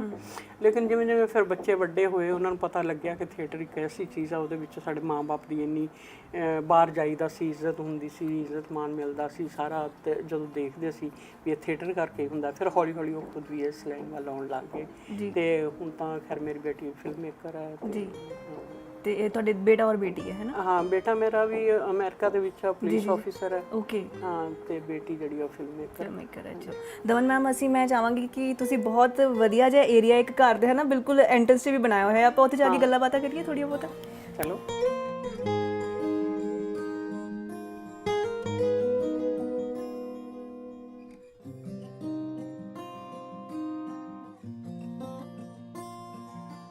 ਆ ਜਾਓ ਨੇਹਾ, ਬਾਹਰ ਬੈਠ ਕੇ ਗੱਲ ਕਰਦੇ ਹਾਂ ਜੀ। ਅੱਜ ਬੜੇ ਬੰਦਿਆਂ ਦੀਆਂ ਬੜੀਆਂ ਪ੍ਰੋਬਲਮਸ ਹੁੰਦੀਆਂ ਨੇ। ਨਹੀਂ, ਤੁਸੀਂ ਕਿੱਥੇ ਉੜੇ ਹੋ? ਗੋਡੇ ਦੁਖਦੇ ਹੋਣ ਨਾ, ਫਿਰ ਬਹਿ ਕੇ ਗੱਲ ਕਰਨੀ ਜ਼ਿਆਦਾ। ਫਿਰ ਤੁਸੀਂ ਆ ਗਾਰਡਨਿੰਗ ਕਿਵੇਂ ਕਰਦੇ ਹੋ? ਅਸਲ 'ਚ ਮੈਨੂੰ ਬੜੇ ਅਵੱਲੇ ਸ਼ੌਕ ਨੇ। ਅੱਛਾ। ਮੈਂ ਸਭ ਕੁਝ ਖੁਦ ਕਰਕੇ ਖੁਸ਼ ਹੁੰਦੀ ਹਾਂ। ਮੈਨੂੰ ਗਾਰਡਨਿੰਗ ਦਾ ਵੀ ਸ਼ੌਕ ਹੈ। ਵੈਸੇ ਆਉਂਦਾ ਬੰਦਾ ਕਦੇ ਕਦੇ ਬੁਲਾ ਲੈਂਦੀ ਜਦ ਮੇਰੇ ਤੋਂ ਓਵਰ ਕੰਮ ਹੋ ਜਾਂਦਾ, ਪਰ ਮੈਨੂੰ ਵੈਸੇ ਸ਼ੌਕ ਹੈ। ਮੇਰਾ ਜੀਅ ਕਰਦਾ ਕਿ ਸਵੇਰੇ ਉੱਠ ਕੇ ਤੁਸੀਂ ਕੋਈ ਪੱਤਾ ਸੁੱਕਾ ਹੈ ਉਹਨੂੰ ਤੋੜੋ, ਕੋਈ ਫੁੱਲ ਆ ਉਹਨੂੰ ਦੇਖੋ, ਉਹਦੇ ਨਾਲ ਤੁਹਾਨੂੰ ਜ਼ਿੰਦਗੀ ਜੀ ਮਿਲਦੀ ਹੈ। ਬਿਲਕੁਲ, ਹੈ ਨਾ। ਤੇ ਮੈਂ ਹਾਲਾਂਕਿ ਹੁਣ ਉਹਨਾਂ ਕੰਮ ਮੈਥੋਂ ਨਹੀਂ ਹੁੰਦਾ ਜਿੰਨਾ ਪਹਿਲਾਂ ਕਰ ਲੈਂਦੀ ਸੀ। ਪਹਿਲਾਂ ਮੇਰੇ ਕੋਲ 300-400 ਗਮਲਾ ਸੀ ਛੱਤ ਤੇ। ਅੱਛਾ। ਤੇ ਹੁਣ ਬਹੁਤ ਘਟ ਗਏ ਆ, ਥੋੜੇ ਜਿਹੇ ਰਹਿ ਗਏ ਆ, ਪਰ ਮੈਂ ਸ਼ੌਕ ਰੱਖਦੀ ਹਾਂ, ਮੈਂ ਕਰਦੀ ਹਾਂ ਖੁਦ। ਜਿਹੜਾ ਆਪਾਂ ਅੰਦਰ ਬੈਠੇ ਹੋਏ ਸੀ ਨਾ ਤੁਹਾਡੇ ਡਰਾਇੰਗ ਰੂਮ ਦੇ ਵਿੱਚ, ਉਹ ਵੀ ਤੁਸੀਂ ਆਪ ਪੂਰਾ ਡੈਕੋਰੇਟ ਕੀਤਾ ਹੋਇਆ? ਯੈਸ। ਵਾਓ। ਆ ਜਿੰਨੀਆਂ ਵੀ ਉਹ ਦਸੂਤੀ ਦੀਆਂ ਕਢਾਈਆਂ ਕੱਢੀਆਂ ਹੋਈਆਂ, ਜੋ ਵੀ ਕੁਝ ਲੱਗਿਆ ਹੋਇਆ ਮੇਰੇ ਹੱਥ ਦਾ। ਵਾਹ। ਜਿਵੇਂ ਪਹਿਲਾਂ ਬੁੜੀਆਂ ਚਾਦਰਾਂ ਕੱਢਦੀਆਂ ਹੁੰਦੀਆਂ ਸੀ, ਪੱਖੀਆਂ ਬਣਾਉਂਦੀਆਂ ਸੀ, ਮੇਰਾ ਉਹ ਕਢਾਈ ਦਾ ਕੰਮ ਵੀ ਨਾਲ ਸ਼ੌਕ ਸੀਗਾ। ਬਹੁਤ ਸ਼ੌਕ ਹੈ। ਚਲੋ, ਪਰ ਬੜੀ ਵਧੀਆ ਗੱਲ ਹੈ ਕਿ ਇੰਨੇ ਬਿਜ਼ੀ ਹੋਣ ਦੇ ਬਾਵਜੂਦ ਤੁਸੀਂ ਹੈ ਨਾ ਇੰਨਾ ਟਾਈਮ ਕੱਢ ਕੇ ਤੇ ਆਪਣਾ ਘਰ ਵੀ ਪੂਰਾ ਸਜਾਇਆ ਹੋਇਆ ਹੈ ਨਾ। ਫਿਲਮਾਂ ਦੀ ਅਸੀਂ ਤੁਹਾਡੇ ਫਿਲਮੀ ਸਫ਼ਰ ਦੀ ਗੱਲ ਕਰ ਰਹੇ ਸੀਗੇ, ਹੈ ਨਾ। ਤੁਸੀਂ ਜਿੱਦਾਂ ਦੱਸਿਆ ਕਿ ਹੈ ਨਾ ਪਹਿਲੀ ਜਿਹੜੀ ਪੰਜਾਬੀ ਫਿਲਮ 'ਚ ਕੰਮ ਕੀਤਾ, ਹੁਣ ਤੱਕ ਜਿੰਨੀਆਂ ਤੁਸੀਂ ਫਿਲਮਾਂ ਵਿੱਚ ਕੰਮ ਕੀਤਾ ਹੈ, ਚਾਹੇ ਪੰਜਾਬੀ ਹੋਣ ਚਾਹੇ ਹਿੰਦੀ ਹੋਣ, ਤੁਹਾਨੂੰ ਸੰਤੁਸ਼ਟੀ ਹੈ ਆਪਣੇ ਕੰਮ ਤੋਂ? ਤੁਹਾਡੇ ਮਤਲਬ ਦਾ ਕੰਮ ਹੀ ਨਹੀਂ ਮਿਲਦਾ, ਸੰਤੁਸ਼ਟੀ ਤਾਂ ਹੋਊਗੀ ਨਾ, ਕੰਮ ਹੋਊਗਾ ਤਾਂ। ਅੱਛਾ, ਨਹੀਂ ਮਿਲਿਆ ਅਜੇ ਤੱਕ? ਨੋ, ਨਹੀਂ ਮਿਲਿਆ ਫਿਲਮਾਂ 'ਚ ਨਹੀਂ। ਅੱਛਾ, ਕਿਸ ਮਤਲਬ ਤਰ੍ਹਾਂ ਦਾ ਤੁਸੀਂ ਕਿਰਦਾਰ ਹਜੇ ਵੀ ਚਾਹੁੰਦੇ ਹੋ ਕਿ ਮੈਂ ਇਸ ਤਰੀਕੇ ਦਾ ਕਿਰਦਾਰ ਮੈਂ ਨਿਭਾਉਣਾ ਚਾਹੁੰਦੀ ਹਾਂ? ਮੈਨੂੰ ਲੱਗਦਾ ਵੀ ਕੋਈ ਐਸੀ ਗੱਲ ਹੋਵੇ ਵੀ ਜਿਹਦੇ ਨਾਲ ਕੋਈ ਔਰਤਾਂ ਨੂੰ ਅਗਾਂਹ ਲਿਜਾਇਆ ਜਾ ਸਕੇ, ਹੈ ਨਾ। ਮੋਟੀਵੇਸ਼ਨ ਮਿਲੇ ਔਰਤਾਂ ਨੂੰ, ਕੋਈ ਇਸ ਤਰ੍ਹਾਂ ਦਾ ਕਿਰਦਾਰ ਹੋਵੇ। ਜਾਂ ਬਜ਼ੁਰਗਾਂ ਲਈ, ਜਿਵੇਂ ਹੁਣ ਅਸੀਂ ਉਸ ਸਥਿਤੀ ਦੇ ਵਿੱਚ ਪਹੁੰਚੇ ਹੋਏ ਹਾਂ, ਹਾਲਾਂਕਿ ਸਾਨੂੰ ਜਿਸ ਤਰ੍ਹਾਂ ਦੀਆਂ ਸੁਣਦੇ ਹਾਂ ਅਫਵਾਹਾਂ ਤੇ ਗੱਲਾਂ, ਰੋਜ਼ ਖਬਰਾਂ ਆਪਾਂ ਪੜ੍ਹਦੇ ਹਾਂ, ਉੱਦਾਂ ਦੀ ਸਾਡੀ ਜ਼ਿੰਦਗੀ ਦੇ ਵਿੱਚ ਕੋਈ ਉਸ ਤਰ੍ਹਾਂ ਦੀ ਪ੍ਰੋਬਲਮ ਨਹੀਂ ਹੈ ਬੱਚਿਆਂ ਵੱਲੋਂ ਜਾਂ ਫੈਮਲੀਜ਼ ਵੱਲੋਂ। ਲੇਕਿਨ ਜਿਸ ਤਰ੍ਹਾਂ ਦਾ ਅੱਜ ਕੱਲ੍ਹ ਹੋ ਰਿਹਾ, ਮੇਰਾ ਜੀਅ ਕਰਦਾ ਉਹਨਾਂ ਲੋਕਾਂ ਲਈ ਮੈਂ ਕੁਝ ਕਰ ਸਕਾਂ। ਉਸ ਤਰ੍ਹਾਂ ਦਾ ਕੋਈ ਕੰਮ ਹੋਵੇ ਵੀ ਜਿਹੜੇ ਕਰਨ ਦੇ ਨਾਲ ਜੋ ਹੈਗਾ ਕਿਸੇ ਦੇ ਖਾਨੇ ਦੇ ਵਿੱਚ ਕੋਈ ਗੱਲ ਸ਼ਾਇਦ ਮੈਂ ਕੁਝ ਕਰਾਂ ਤੇ ਪੈ ਜਾਵੇ, ਉਸ ਤਰ੍ਹਾਂ ਦਾ ਕੋਈ ਬੜਾ ਸਟਰੋਂਗ ਕਿਰਦਾਰ ਹੋਵੇ ਜਿਹੜਾ ਮੈਂ ਕਰਾਂ। ਜੀ, ਤੇ ਮਤਲਬ ਤੁਸੀਂ ਆਪਾਂ ਵੇਖਿਆ ਕਿ ਦਾਦੀ ਜੀ ਦੇ ਹੈ ਨਾ ਬੇਬੇ ਦੇ ਕਿਰਦਾਰ ਤੁਸੀਂ ਨਿਭਾਏ ਹੋਏ ਨੇ ਹੈ ਨਾ, ਮਾਂ ਦੇ ਕਿਰਦਾਰ ਨਿਭਾਏ ਹੋਏ ਨੇ। ਜਦੋਂ ਤੁਸੀਂ ਆਮ ਲੋਕਾਂ ਦੇ ਵਿੱਚ ਵਿਚਰਦੇ ਸੀ ਤੇ ਕਿਸ ਕਿਰਦਾਰ ਤੋਂ ਤੁਹਾਨੂੰ ਸਭ ਤੋਂ ਜ਼ਿਆਦਾ ਉਹ ਪਹਿਚਾਣਦੇ ਸੀ ਤੇ ਤੁਹਾਨੂੰ ਬੁਲਾਉਂਦੇ ਸੀ? ਜਿਵੇਂ ਅੱਜ ਕੱਲ ਹੁਣ ਹੈ ਨਾ, ਹੁਣ ਲੋਕ ਬਹੁਤ ਬੱਚੇ ਜਿਹੜੇ ਯੰਗਸਟਰ ਨੇ ਬਹੁਤ ਜੁੜੇ ਹੋਏ ਨੇ, ਬਹੁਤ ਦੇਖਦੇ ਨੇ ਪੰਜਾਬੀ ਦੀਆਂ ਫਿਲਮਾਂ। ਮੈਂ ਕਹਿੰਦੀ ਪੰਜਾਬੀ ਦੀਆਂ ਫਿਲਮਾਂ ਨਾਲੋਂ ਗਾਣੇ ਜ਼ਿਆਦਾ ਦੇਖਦੇ ਨੇ। ਬਿਲਕੁਲ। ਮੈਂ 40 ਤੋਂ ਉੱਪਰ ਪੰਜਾਬੀ ਫਿਲਮਾਂ ਕੀਤੀਆਂ ਹੋਣਗੀਆਂ, ਪੰਜਾਬੀ ਹਿੰਦੀ ਮਿਲਾ ਕੇ 40-45 ਕੀਤੀਆਂ ਨੇ, ਲੇਕਿਨ ਉਨੀ ਫੇਮ ਮੈਨੂੰ ਫਿਲਮਾਂ ਨੇ ਨਹੀਂ ਦਿੱਤੀ ਜਿੰਨੀ ਗਾਣੇ ਮੈਂ ਕਰਦੀ ਨਹੀਂ। ਮੈਨੂੰ ਗਾਣੇ ਦੇ ਸੈੱਟ ਤੇ ਜਾਣਾ ਮੈਨੂੰ ਬੜਾ ਅੱਛਾ ਨਹੀਂ ਲੱਗਦਾ, ਮੈਨੂੰ ਪਤਾ ਨਹੀਂ ਕਿਉਂ। ਹੁੰਦੀ ਤਾਂ ਉਹ ਵੀ ਸ਼ੂਟਿੰਗ ਆ, ਲੇਕਿਨ ਮੈਨੂੰ ਗਾਣੇ ਦੇ ਸੈੱਟ ਤੇ ਜਾਣਾ ਨਹੀਂ ਜ਼ਿਆਦਾ ਲੱਗਦਾ। ਮੈਨੂੰ ਲੱਗਦਾ ਉਹਦੇ ਵਿੱਚ ਮੇਰੇ ਲਈ ਕਰਨ ਲਈ ਕੁਝ ਨਹੀਂ ਹੈ, ਕਿਉਂਕਿ ਜਿਹੜਾ ਸਿੰਗਰ ਹੈ, ਕਲਾਕਾਰ ਤਾਂ ਉਹ ਹੈ ਨਾ, ਬਾਕੀ ਜਿਹੜੇ ਸਪੋਰਟ ਕਰ ਰਹੇ ਨੇ, ਤੇ ਮੇਰੇ ਕਰਨ ਲਈ ਉੱਥੇ ਕੁਝ ਨਹੀਂ, ਤਾਂ ਕਰਕੇ ਵੀ ਮੈਨੂੰ ਨਹੀਂ ਅੱਛਾ ਲੱਗਦਾ। ਤੇ ਮੈਂ 2-3 ਗਾਣੇ ਕੀਤੇ ਨੇ, ਮੈਂ ਕੋਈ ਬਾਹਲੇ ਗਾਣੇ ਕੀਤੇ ਨਹੀਂ। ਇੱਕ ਰਣਜੀਤ ਬਾਵਾ ਦਾ ਕੀਤਾ ਤੇ ਇੱਕ ਲੰਬੜਗਿਰੀ। ਮੇਰੇ ਖਿਆਲ ਜਿੰਨਾ ਫਿਲਮਾਂ ਤੋਂ ਮੈਨੂੰ ਫੇਮ ਨਹੀਂ ਮਿਲਿਆ, ਇੱਕ ਗਾਣੇ ਨੇ ਮੈਨੂੰ ਫੇਮ ਦਿੱਤੀ। ਯਾਰ ਬੰਦਾ, ਤੁਸੀਂ ਢਾਬੇ ਤੇ ਜਾ ਕੇ ਮੈਂ ਰੁਕ ਕੇ ਚਾਹ ਨਹੀਂ ਪੀ ਸਕਦੀ। ਅੱਛਾ। ਪਰਸੋਂ ਦੀ ਤੁਹਾਨੂੰ ਗੱਲ ਦੱਸਦੀ ਹਾਂ, ਜਦੋਂ ਮੈਂ ਤੁਹਾਡੇ ਕੋਲ ਉੱਥੇ ਗਈ ਹਾਂ ਜਲੰਧਰ, ਅਸੀਂ ਉਹ ਜਿਹੜਾ ਘੁੱਗੀ ਹੁਣਾਂ ਦਾ ਹੈਗਾ ਮੈਕਡੋਨਲਡ, ਉੱਥੇ ਖੜੇ ਹੈ ਨਾ, ਇੰਨੀ ਹਾਸੋਹੀਣੀ ਗੱਲ ਹੋਈ ਕਿ ਮੈਂ ਤੁਹਾਨੂੰ ਦੱਸ ਨਹੀਂ ਸਕਦੀ। ਕਿ ਉਹਨਾਂ ਦੇ ਵਾਸ਼ਰੂਮ ਪਿੱਛੇ ਜਾ ਕੇ ਨੇ ਬਿਲਡਿੰਗ ਦੇ, ਤੇ ਮੈਂ ਨਾ ਵਾਸ਼ਰੂਮ ਜਾ ਰਹੀ ਸੀ ਪਿੱਛੇ, ਤੇ ਇੱਕ ਬੰਦਾ ਮੇਰੇ ਪਿੱਛੇ ਆ ਰਿਹਾ। ਅੱਛਾ। ਯੰਗ ਜਿਹਾ ਮੁੰਡਾ ਪਿੱਛੇ ਆ ਰਿਹਾ, ਤੇ ਮੈਂ ਵਾਸ਼ਰੂਮ ਦੇ ਦਰਵਾਜ਼ੇ ਨੂੰ ਹੱਥ ਪਾਇਆ ਹੋਇਆ, ਤੇ ਮੈਨੂੰ ਪਿੱਛੇ ਆ ਗਿਆ, ਮੈਡਮ ਮੇਰੀ ਗੱਲ ਸੁਣਿਓ। ਮੈਂ ਕਿਹਾ ਦੱਸ। ਕਹਿੰਦਾ ਤੁਸੀਂ ਬਿਲਕੁਲ ਮੇਰੇ ਦਾਦੀ ਵਰਗੇ ਲੱਗਦੇ ਹੋ, ਮੈਂ ਤੁਹਾਡੇ ਨਾਲ ਫੋਟੋ ਲੈਣੀ ਹੈ। ਮੈਂ ਕਿਹਾ ਵਾਸ਼ਰੂਮ 'ਚ ਜਾ ਕੇ ਲੈਣੀ? ਮਤਲਬ ਤੁਸੀਂ ਦੇਖੋ ਵੀ ਕਿਸ ਤਰ੍ਹਾਂ। ਸੋ ਜਿਹੜਾ ਇਹ ਹੈਗਾ ਨਾ ਗਾਣੇ ਫੇਮ ਤਾਂ ਤੁਹਾਨੂੰ ਫਿਲਮਾਂ ਨਾਲੋਂ ਵੀ ਜ਼ਿਆਦਾ ਦੇ ਦਿੰਦੇ ਨੇ ਜੇ ਚੱਲ ਜੇ, ਕਿਉਂਕਿ ਗਾਣਾ ਬੜਾ ਖੂਬਸੂਰਤ ਸੀ, ਲੋਕਾਂ ਨੇ ਉਹਨੂੰ ਕੀਤਾ, ਪਰ ਗਾਣੇ ਮੈਂ ਘੱਟ ਕਰਦੀ ਹਾਂ।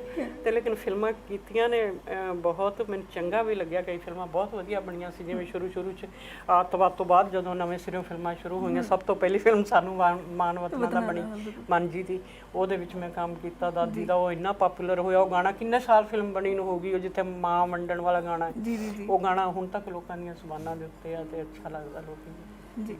ਅੱਛਾ, ਪੰਜਾਬੀ ਫਿਲਮਾਂ ਤੁਸੀਂ ਬਹੁਤ ਜ਼ਿਆਦਾ ਕੀਤੀਆਂ ਹੋਈਆਂ, ਪਰ ਪਸੰਦੀਦਾ ਜਿਹੜੀਆਂ ਤੁਹਾਡੇ ਆਪ ਦੇ ਦਿਲ ਦੇ ਬਹੁਤ ਕਰੀਬ ਨੇ, ਤੇ ਜਦੋਂ ਤੁਸੀਂ ਦੇਖਦੇ ਹੋ ਬਾਰ-ਬਾਰ, ਤੇ ਤੁਹਾਨੂੰ ਸ਼ੂਟਿੰਗ ਵਾਲਾ ਸਮਾਂ ਯਾਦ ਆ ਜਾਂਦਾ? ਜੇ ਮੈਂ ਤੁਹਾਨੂੰ ਹੁਣ ਇੱਕ ਗੱਲ ਦੱਸਾਂ, ਤੁਸੀਂ ਉਸ ਨੂੰ ਪਹਿਲਾਂ ਤਾਂ ਮੰਨਣਾ ਹੀ ਨਹੀਂ। ਅੱਛਾ। ਕਿਉਂਕਿ ਲੋਕਾਂ ਨੂੰ ਬੜਾ ਕਰੇਜ਼ ਰਹਿੰਦਾ ਕਿ ਮੈਂ ਇਹਦੇ 'ਚ ਕੰਮ ਕੀਤਾ, ਜਾ ਕੇ ਦੇਖਾਂ। ਮੈਂ ਕਦੇ ਆਪਣੀ ਫਿਲਮ ਦੇਖਦੀ ਨਹੀਂ ਦੇਖਦੇ, ਕਦੇ ਵੀ ਨਹੀਂ। ਮੈਂ ਬਹੁਤ ਘੱਟ ਫਿਲਮਾਂ ਦੇਖਦੀ।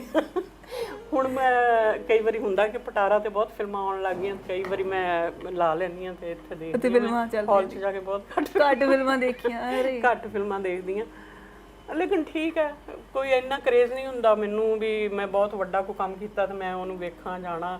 ਪਤਾ ਹੀ ਹੁੰਦਾ ਕਿ ਜਿੰਨਾ ਕਿ ਤੁਸੀਂ ਕਰਕੇ ਆਏ ਹੋ, ਤੇ ਕੋਈ ਉਸ ਤਰ੍ਹਾਂ ਦੀ ਮੈਨੂੰ ਤਾਂਘ ਜੀ ਨਹੀਂ ਹੁੰਦੀ ਵੀ, ਜਾਂ ਤਾਂ ਹੋਵੇ ਨਾ ਕਿ ਬੜਾ ਤੁਸੀਂ ਕੁਝ ਕਰਕੇ ਆਏ ਹੋ ਤੇ ਉਹਨੂੰ ਜਾ ਕੇ ਵੇਖੋ। ਮੈਂ ਕਿਸੇ ਨੂੰ ਦੱਸਦੀ ਵੀ ਨਹੀਂ ਫੇਰ ਸ਼ੂਟਿੰਗ ਕਰਕੇ ਮੈਂ ਉਹਦੀ ਸ਼ੂਟਿੰਗ ਕੀਤੀ ਹੈ, ਕਿ ਵਿੱਚ ਦੱਸਣ ਨੂੰ ਕੀ ਹੈ, ਅਗਲਾ ਜਾ ਕੇ ਵੇਖੂਗਾ, ਲੱਭਦਾ ਫਿਰੂਗਾ ਵੀ ਹੈ ਕਿੱਧਰ ਸੀ।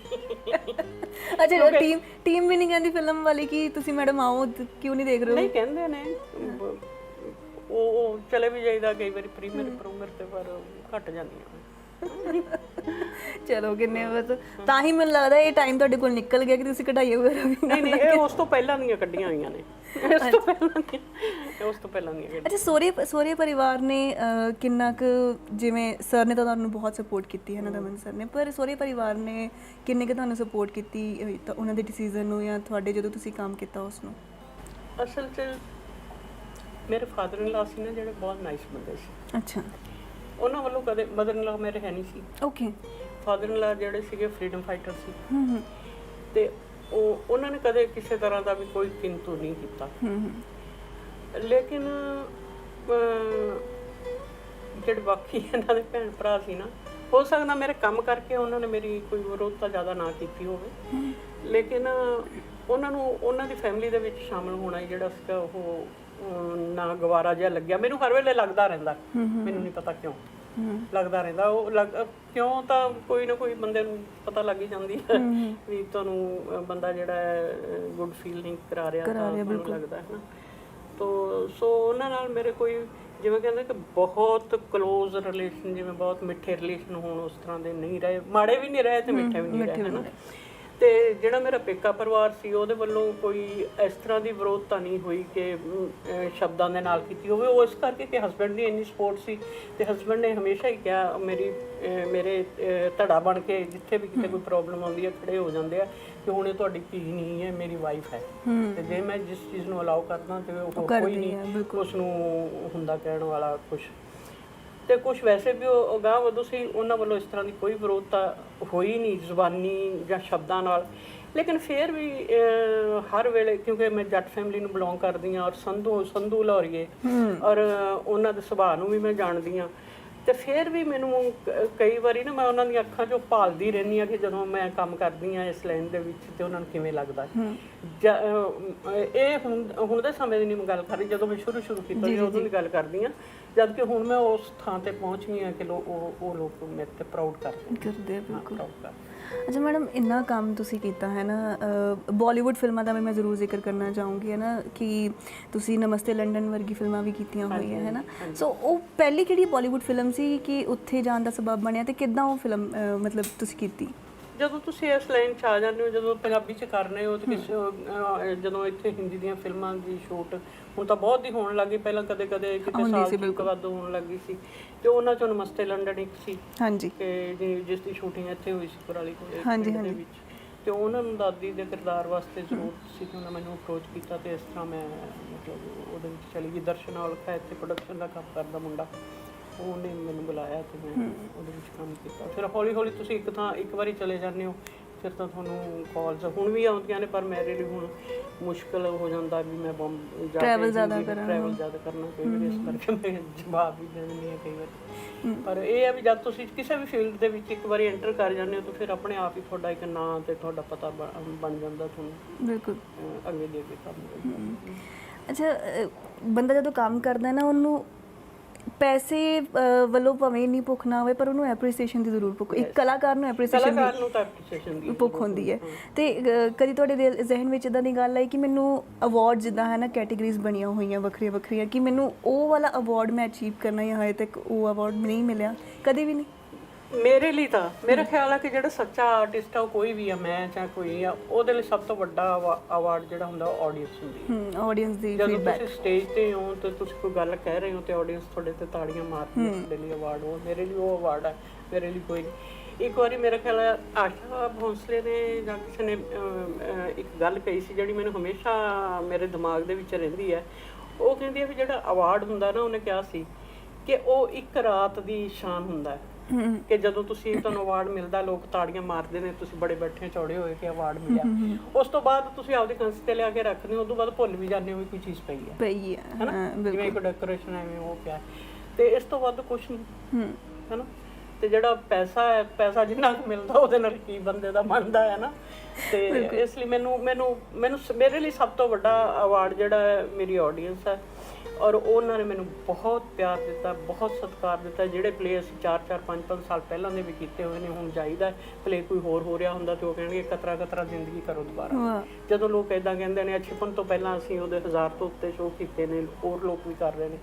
ਜਦੋਂ ਅਸੀਂ ਜਾਂਦੇ ਹਾਂ ਤੇ ਉਹਦੀ ਗੱਲ ਚਾਹੇ ਤੁਸੀਂ ਅਬਰੋਡ ਚਲੇ ਜਾਓ, ਕੈਨੇਡਾ, ਅਮਰੀਕਾ, ਹਿੰਦੁਸਤਾਨ, ਬੰਬੇ ਚਲੇ ਜਾਓ, ਹਰ ਥਾਂ ਤੇ ਜਦੋਂ ਤੁਹਾਡੇ ਕੀਤੇ ਹੋਏ ਕੰਮ ਦੀ ਚਾਹੇ ਲਿਖਿਆ ਹੋਇਆ ਚਾਹੇ ਕੀਤਾ ਹੋਇਆ ਉਹਦੀ ਗੱਲ ਹੁੰਦੀ ਹੈ, ਲੋਕ ਸਾਲੋ ਸਾਲ ਯਾਦ ਰੱਖਦੇ ਨੇ। ਉਹ ਤੋਂ ਵੱਡਾ ਅਵਾਰਡ ਹੋਰ ਕੀ ਹੋ ਸਕਦਾ ਮੇਰੇ ਖਿਆਲ ਨਹੀਂ। ਜਸਵੰਤ ਦਮਨ ਹੋਰਾਂ ਦੇ ਅਦਾਕਾਰੀ ਦੇ ਸਫ਼ਰ ਵਿੱਚ ਉਹਨਾਂ ਦੇ ਹਮਸਫ਼ਰ ਦਵਿੰਦਰ ਦਮਨ ਦਾ ਖਾਸ ਰੋਲ ਹੈ। ਦਵਿੰਦਰ ਦਮਨ ਥੀਏਟਰ ਆਰਟਿਸਟ ਹੋਣ ਦੇ ਨਾਲ-ਨਾਲ ਲੇਖਕ ਤੇ ਪਲੇ ਡਾਇਰੈਕਟਰ ਵਜੋਂ ਵੀ ਖਾਸ ਪਹਿਚਾਨ ਰੱਖਦੇ ਨੇ। ਇਸ ਜੋੜੀ ਨੇ ਇਕੱਠਿਆਂ ਕਈ ਪਲੇ ਕੀਤੇ ਤੇ ਦਰਸ਼ਕਾਂ 'ਚ ਆਪਣੀ ਅਦਾਕਾਰੀ ਦੀ ਚੰਗੀ ਛਾਪ ਛੱਡੀ। ਆਓ ਉਹਨਾਂ ਦਾ ਇੱਕ ਛੋਟਾ ਜਿਹਾ ਕਿੱਸਾ ਤੁਹਾਡੇ ਨਾਲ ਸਾਂਝਾ ਕਰਦੇ ਹਾਂ। ਕੱਖ ਨਹੀਂ ਪੱਲੇ ਪੈ ਰਿਹਾ। ਮੈਂ ਸੋਚਦਾ ਸੀ ਤੁਰਗਨੇਵ ਦਾ ਜਿਹੜਾ ਨਾਵਲ ਹੈ ਪਿਓ ਤੇ ਪੁੱਤਰ ਪੜ੍ਹ ਕੇ ਨਾ, ਪਿਓ ਪੁੱਤਰ ਦੇ ਰਿਸ਼ਤੇ ਦੇ ਅਸਲ 'ਚ ਇੱਕ ਨਾਟਕ ਜਿਹੜਾ ਉਹਨੇ ਕਿਹਾ ਕੇਵਲ ਨੇ, ਮੈਂ ਕੋਸ਼ਿਸ਼ ਕਰ ਰਿਹਾ ਮੈਨੂੰ ਕੁਛ ਆਪ ਹੀ ਆਪਣੇ ਅੰਦਰੋਂ ਤੇ ਆਪਣੀ ਜ਼ਿੰਦਗੀ 'ਚੋਂ ਕ੍ਰੀਏਟ ਕਰਨਾ ਤਾਂ ਪੈਣਾ। 3 ਸਾਲ ਹੋ ਗਏ ਉਹਨੂੰ ਮਗਰ ਪੈ ਨੂੰ, ਪਤਾ ਨਹੀਂ ਕਈ ਵਾਰੀ ਤੁਸੀਂ ਐਵੇਂ ਅੜ ਜਾਂਦੇ ਹੋ। ਜਿਹੜੀਆਂ ਚੰਗੀਆਂ ਰਚਨਾਵਾਂ ਹੁੰਦੀਆਂ ਨੇ ਵਧੀਆ ਕਲਾਸਿਕ, ਉਹ 3 ਨਹੀਂ ਪਤਾ ਨਹੀਂ ਕਿੰਨੇ ਸਾਲ ਬੰਦੇ ਦੇ ਅੰਦਰ ਪੱਕਦੀਆਂ ਰਹਿੰਦੀਆਂ ਨੇ, ਹੌਲੀ ਹੌਲੀ ਪਤਾ ਨਹੀਂ ਕਦੋਂ ਬੰਦਾ ਕਾਬਲ ਹੁੰਦਾ। ਜਿਵੇਂ ਕਤਰਾ ਕਤਰਾ ਜ਼ਿੰਦਗੀ ਨੇ 5-6 ਸਾਲ ਲਾਤੇ ਸੀ ਹੈ ਨਾ, ਇੱਦਾਂ ਹੀ ਹੁੰਦਾ। ਸੀ ਉਹ ਵੀ ਔਖਾ ਕੰਮ ਸੀ। ਵੈਸੇ ਦੋ ਜਦੋਂ ਆਪਣਾ characters, ਵਿਆਹ ਹੋਇਆ ਸੀਗਾ ਉਦੋਂ ਤਾਂ ਇੰਨਾ ਚਿਰ ਨਹੀਂ ਸੀ ਲੱਗਿਆ, ਦਿਨਾਂ 'ਚ ਹੀ ਹੋ ਗਿਆ। ਵਿਆਹ ਹੋ ਹੁਣ ਕਿੰਨਾ ਲਿਟਰੇਚਰ ਲਿਖਣਾ ਹੋਰ ਚੀਜ਼ ਹੈ, ਇਟਸ ਅ ਡਿਫਿਕਲਟ ਜੌਬ। ਅੱਛਾ, ਮੈਂ ਤੁਹਾਨੂੰ ਇੱਕ ਬੜਾ ਵਧੀਆ ਤੁਸੀਂ ਹੁਣ ਪੁੱਛ ਹੀ ਲਿਆ ਨਾ, ਤਾਂ ਮੈਂ ਤੁਹਾਨੂੰ ਸੁਣਾਉਣੀ ਆ ਗੱਲ। ਤੁਸੀਂ ਕਿਹਾ ਸੀ ਵੀ ਕਿਵੇਂ ਤੁਸੀਂ ਮਿਲੇ। ਤੁਹਾਨੂੰ ਦੱਸਿਆ ਸੀ ਨਾ, ਇਹਨਾਂ ਦੀ ਭੈਣ ਨਾਲ ਅਸੀਂ ਇੱਕ ਸਿੰਘ ਸਭਾ ਸਕੂਲ 'ਚ ਦੋਵੇਂ ਪੜ੍ਹਦੀਆਂ ਸੀ, ਤੇ ਇਹ ਬੰਦਾ ਬੜਾ ਸੋਹਣਾ ਹੁੰਦਾ ਸੀ ਉਦੋਂ। ਤੁਸੀਂ ਫੋਟੋ ਲੱਗੀਆਂ ਦੇਖੀਆਂ ਹੋਣਗੀਆਂ, ਸਰਦਾਰ ਦੀ ਫੋਟੋ ਵੀ ਲੱਗੀ ਹੋਈ ਹੁਣ ਨਹੀਂ ਉਹ ਮੇਰੇ ਕਮਰੇ 'ਚ ਹੈ ਨਾ। ਤੇ ਇਹਨੇ ਉੱਥੇ ਸਿੰਘ ਸਭਾ ਸਕੂਲ 'ਚ ਇੱਕ ਬਹੁਤ ਵੱਡਾ ਪੇੜ ਲੱਗਿਆ ਹੋਇਆ ਅੰਬ ਦਾ, ਪਤਾ ਨਹੀਂ ਕਾਹਦਾ, ਹੁਣ ਤਾਂ ਮੈਂ ਭੁੱਲ ਗਈ। ਇਹਨੇ ਰੋਜ਼ ਆਪਣੀ ਭੈਣ ਨੂੰ ਲੈਣ ਆਉਣਾ ਤੇ ਵੱਡਾ ਸਾਰਾ ਜੂੜਾ ਹੋਣਾ, ਤੇ ਉਹ ਢਿਲਕਿਆ ਜਿਹਾ ਜੂੜਾ ਮੱਥੇ ਤੇ ਡਿੱਗਿਆ ਹੋਣਾ, ਤੇ ਇਹਨੇ ਨਾ ਟਾਹਣੀ ਜੀ ਫੜ ਕੇ ਇਹਨਾਂ ਨੂੰ ਖੜੇ ਹੋਣਾ। ਤੇ ਮੈਨੂੰ ਬੜਾ ਸੋਹਣਾ ਲੱਗਦਾ ਮੁੰਡਾ, ਜਿਵੇਂ ਉਸ ਉਮਰ ਵਿੱਚ ਵੈਸੇ ਤਾਂ ਕੁੜੀ ਨੂੰ ਹਰ ਮੁੰਡਾ ਹੀ ਸੋਹਣਾ ਲੱਗਦਾ, ਮੁੰਡਿਆਂ ਨੂੰ ਹਰ ਕੁੜੀ ਸੋਹਣੀ ਲੱਗਦੀ ਆ, ਮੈਨੂੰ ਨਹੀਂ ਪਰ ਉਦੋਂ ਇਜ਼ਹਾਰ ਜੇ ਨਹੀਂ ਸੀ ਹੁੰਦੇ ਹੈ ਨਾ, ਅੰਦਰੋਂ ਅੰਦਰ ਜੇ ਭਖਦੀਆਂ ਜੀਆਂ ਰਹਿੰਦੀਆਂ ਸੀ ਗੱਲਾਂ। ਇਸ ਲਈ ਜਦੋਂ ਵੀ ਇਸ ਬੰਦੇ ਨੇ ਮਾੜੀ ਜੀ ਉਹ ਕੀਤੀ ਨਾ, ਇਸ਼ਾਰਾ ਦਿੱਤਾ ਵੀ ਮੈਂ ਤੇਰੇ ਨਾਲ ਵਿਆਹ ਕਰਾਉਣਾ ਚਾਹੁੰਦਾ, ਤੇਰੀ ਕੀ ਸਲਾਹ ਹੈ, ਮੈਂ ਫਟ ਹਾਂ ਕਰ ਦਿੱਤੀ। ਮੈਂ ਤਾਂ ਬੰਦੇ ਤੋਂ ਜ਼ਿਆਦਾ ਉਹ ਜੂੜੇ ਜੇ ਤੇ ਮਰ ਗਈ ਜਿਹੜਾ ਇਹਨੇ ਬਾਅਦ ਚ ਕਟਾਤਾ। ਨਾ ਉਹ ਜੂੜਾ ਰਿਹਾ, ਨਾ ਉਹ ਟਾਣੀ ਰਹੀ ਜਿਹਨੂੰ ਫੜ ਕੇ ਖੜਾ ਹੁੰਦੇ ਸੀਗੇ। ਉਹ ਤੇਰਾ ਲੜ ਫੜਿਆ, ਤੂੰ ਪਤਾ ਨਹੀਂ ਮੇਰਾ ਫੜਿਆ ਕਿ ਨਹੀਂ ਫੜਿਆ, ਇਹਦਾ ਇੱਕ ਲੜ, ਲੇਕਿਨ ਮੈਂ ਤਾਂ ਫੜਿਆ ਹੋਇਆ, ਛੱਡਣ ਚ ਨਹੀਂ ਆਉਂਦੇ। ਛੱਡਣਾ ਕਿਉਂ? ਗੱਲ ਇਹ ਹੈ ਵੀ ਅਸਲ ਵਿੱਚ ਸਾਡੀ ਜ਼ਿੰਦਗੀ ਵਿੱਚ ਹਸੀਨ ਕਿੱਸੇ ਬਹੁਤ ਘੱਟ ਨੇ। ਅਸੀਂ ਜਦੋਂ ਹਨੀਮੂਨ ਤੇ ਵੀ ਗਏ ਸੀ ਨਾ ਸ਼ਿਮਲੇ, ਤੇ ਉਦੋਂ ਕਿਹੜਾ ਸੀ ਘੁੰਮਣ ਦਾ ਪਲੇ ਲੈ ਕੇ ਗਏ ਸੀ, ਹੈ ਨਾ। ਠੀਕ ਹੈ, ਉਹ ਸੀ ਕਪੂਰ ਸਿੰਘ ਘੁੰਮਣ ਦਾ ਪਲੇ ਸੀ, ਉਹ ਲੈ ਕੇ ਗਏ ਸੀ, ਤੇ ਪਲੇ ਕਰਕੇ ਅਸੀਂ ਹਨੀਮੂਨ ਕਰਕੇ ਆਏ ਸੀ। ਤੇ ਜਿੱਦਣ ਸਾਡਾ ਵਿਆਹ ਹੋਇਆ ਸੀਗਾ, ਤੇ ਬਰਾਤ ਜਿਹੜੀ ਸੀ ਵਾਪਸ ਸੈਂਟਰ ਪਬਲਿਕ ਲਾਇਬ੍ਰੇਰੀ ਦੇ ਵਿੱਚ ਗਈ ਸੀ ਪਟਿਆਲੇ ਦੇ ਵਿੱਚ, ਉਸ ਦਿਨ ਵੀ ਸ਼ੋਅ ਸੀ। ਸੋ ਸਾਡੀ ਜ਼ਿੰਦਗੀ ਔਰ ਜਿਹੜਾ ਸਾਡਾ ਕੰਮ ਹੈ, ਉਹ ਇੰਨੇ ਇੱਕ ਦੂਜੇ ਦੇ ਵਿੱਚ ਮਿਲਗੋਭਾ ਹੋਏ ਪਏ ਨੇ ਨਾ, ਕਿ ਉਹ ਕਿਸੇ ਕੁਸੇ ਨਹੀਂ, ਉਹ ਸਾਰਾ ਇੱਕ ਲੈਵਲ ਤੇ ਹੀ ਸਾਰਾ ਕੁਝ ਹੋਇਆ ਪਿਆ ਹੈ। ਉਹਨੂੰ ਤੁਸੀਂ ਕਿੱਸਾ ਸਮਝ ਲਓ ਜਾਂ ਕੁਝ ਸਮਝ ਲਓ, ਸਾਰੇ ਤੁਸੀਂ ਉਹ ਯਾਦ ਕਰਾਤਾ ਮੈਨੂੰ ਸ਼ਿਮਲਾ। ਅੱਜ ਕੱਲ੍ਹ ਜਿਹੜਾ ਬ੍ਰਹਮ ਮਹਿੰਦਰਾ ਮਿਨਿਸਟਰ ਹੈ ਹੈਲਥ ਦਾ, ਇਹ ਵੀ ਸਾਡੇ ਨਾਲ ਮਤਲਬ ਆਰਗੇਨਾਈਜ਼ਰ ਸੀਗਾ ਸਾਡੇ ਥੀਏਟਰ ਗਰੁੱਪ ਦਾ। ਤੇ ਓਮਪੁਰੀ ਉਹ ਵੀ ਸਾਡੇ ਨਾਲ ਕੰਮ ਕਰਦਾ ਸੀ। ਮਹਿੰਦਰ ਸੰਧੂ, ਪੁਰਾਣੀ ਗੱਲ ਹੈ, 64-65 ਦੀ ਗੱਲ ਹੈ। ਸੋ ਪਤਾ ਨਹੀਂ ਕਿੱਥੋਂ ਕਿੱਥੋਂ ਗੁਜ਼ਰ ਆਏ ਆ, ਕਿੱਥੋਂ ਕਿੱਥੋਂ ਲੱਗ ਜਦੋਂ ਆਪਾਂ ਪਲੇਨ ਲੈ ਕੇ ਗਏ ਟ੍ਰੇਨ 'ਚ ਕੀ ਹੋਇਆ, ਇਹਨਾਂ ਨੇ ਕੀ ਕੀਤਾ ਸੀ? ਆਹੋ, ਇੱਕ ਇਹ ਤੇ ਇੱਕ ਜਿਹੜਾ ਐਕਟਰ ਮਹਿੰਦਰ ਸੰਧੂ, ਇਹ ਤੇ ਆਪਣਾ ਬ੍ਰਹਮ ਮਹਿੰਦਰ, ਇਹ ਬੜੇ ਉਦੋਂ ਉਹਨਾਂ ਦਿਨਾਂ 'ਚ ਬਦਮਾਸ਼ੀ 'ਚ ਪੈਰ ਰੱਖਦੇ ਸੀ। ਇਹ ਰਸਤੇ 'ਚ ਕੋਈ ਉਹ ਟਰੁੱਪ ਜਾ ਰਿਹਾ ਸੀ ਕੈਂਪ ਦੇ ਲਈ, ਉਹਦਾ ਆਪਣਾ ਜਿਹੜੇ ਫੌਜੀਆਂ ਦਾ ਨਹੀਂ ਸੀਗਾ, ਉਹ ਸਕੂਲ ਵਾਲੇ ਜਿਹੜੇ ਹੁੰਦੇ ਨੇ, ਪੈਟਰੋਲ ਲੀਡਰ ਵਗੈਰਾ ਜਿਹਨਾਂ ਦੇ ਹੁੰਦੇ ਆ, ਆਪਣਾ ਉਹ ਸਕਾਊਟਸ ਵਾਲੇ, ਉਹ ਕੁੱਟ ਤੇ ਉਸ ਤੋਂ ਬਾਅਦ ਸਾਨੂੰ ਸਾਰੇ ਰਸਤੇ ਪੁਲਿਸ ਤੰਗ ਕਰਦੀ ਰਹੀ। ਉੱਥੇ IG ਸਾਡਾ ਵਾਕਫ ਸੀਗਾ ਅੰਬਾਲੇ, ਉਸ ਤੋਂ ਬਾਅਦ ਉਹ ਪਤਾ ਚਲਾ ਗਿਆ ਕਿ ਉਹ ਸ਼ਿਮਲੇ ਚਲਾ ਗਿਆ। ਉਹਦੀ ਮਦਦ ਦੇ ਨਾਲ ਜੋ ਉਹਦਾ ਨਾਂ ਲੈ ਕੇ ਸਾਡਾ ਖਹਿੜਾ ਛੁੱਟਿਆ। ਮਤਲਬ ਇਹੋ ਜਿਹੇ ਲੋਕਾਂ ਦੇ ਨਾਲ ਵੀ ਹੋ ਰਿਹਾ। ਸੋ ਜ਼ਿੰਦਗੀ ਇਸ ਤਰ੍ਹਾਂ ਹੀ ਹੈ, ਚੱਲ ਰਹੀ ਹੈ, ਕਰਦੇ ਰਹੇ ਹਾਂ, ਅੰਤ ਤੱਕ ਕਰਦੇ ਰਹਾਂਗੇ। ਨਾਟਕ ਕਰ ਰਹੇ ਹਾਂ, ਇਹ ਫਿਲਮਾਂ ਜ਼ਿਆਦਾ ਕਰ ਰਹੇ ਨੇ। ਮੈਂ ਤਾਂ ਜਦੋਂ ਕੋਈ ਖਾਸ ਹੀ ਕੰਮ ਕਿਸੇ ਦਾ ਅੜ ਜਾਂਦਾ ਫਿਲਮ ਵਾਲੇ ਦਾ, ਇਹੋ ਜਿਹੇ ਬੰਦਾ ਚਾਹੀਦਾ, ਵੱਡੇ ਆਰਟਿਸਟ ਨੇ, ਵੱਡੇ ਕਰਕੇ ਨਹੀਂ, ਉਹਨਾਂ ਨੂੰ ਮੇਰੇ ਵਰਗਾ ਕੋਈ ਚਾਹੀਦਾ ਹੋਣਾ ਤਾਂ ਉਹ ਲੱਭ ਜਾਂਦਾ ਤੇ ਕਰ ਲੈਂਦਾ। ਪਰ ਇੱਕ ਗੱਲ ਮਾੜੀ ਹੈ, ਜਦੋਂ ਮੇਰੇ ਤੋਂ ਵੱਡੀ ਉਮਰ ਦੇ ਬੰਦੇ ਮੇਰੇ ਤੋਂ ਆਪਦੇ ਪਿਓ ਦਾ ਕੰਮ ਲੈਂਦੇ ਨੇ ਨਾ, ਜੇ ਦਾਰਾ ਜੀ ਮੇਰੇ ਤੋਂ ਕਿੰਨੇ ਵੱਡੇ ਸੀਗੇ, ਮੈਂ ਉਹਨਾਂ ਦੇ ਪਿਓ ਦਾ ਵੀ ਰੋਲ ਕੀਤਾ। ਹੁਣ ਧਰਮਿੰਦਰ ਦਾ ਜਿਹੜਾ ਸੀਗਾ ਡਬਲ ਦੇ ਵਿੱਚ, ਤੇ ਧਰਮਿੰਦਰ ਦਾ ਵੀ ਮੈਂ 9 ਸਾਲ ਵੱਡਾ ਮੇਰੇ ਕੋਲ ਧਰਮਿੰਦਰ, ਤੇ ਧਰਮਿੰਦਰ ਜੀ ਨੇ ਵੀ ਮੈਨੂੰ ਪਾਪਾ ਜੀ ਕਹਿਣਾ ਸ਼ੁਰੂ ਕਰਤਾ। ਫਿਰ ਮੈਨੂੰ ਐਂ ਲੱਗਿਆ ਮੈਂ ਕੁਝ ਜ਼ਿਆਦਾ ਬੁੱਢਾ ਹੋ ਗਿਆ, ਵੈਸੇ ਮੈਂ ਹੈ ਨਹੀਂ ਇੰਨਾ ਬੁੱਢਾ।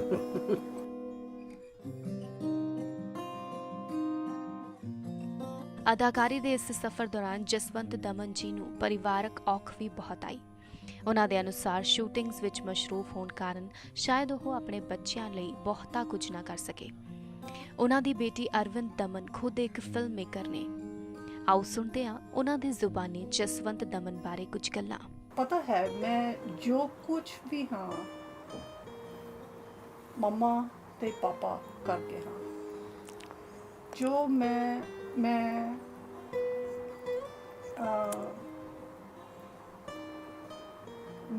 ਪਾਇਲਟ ਬਣੀ,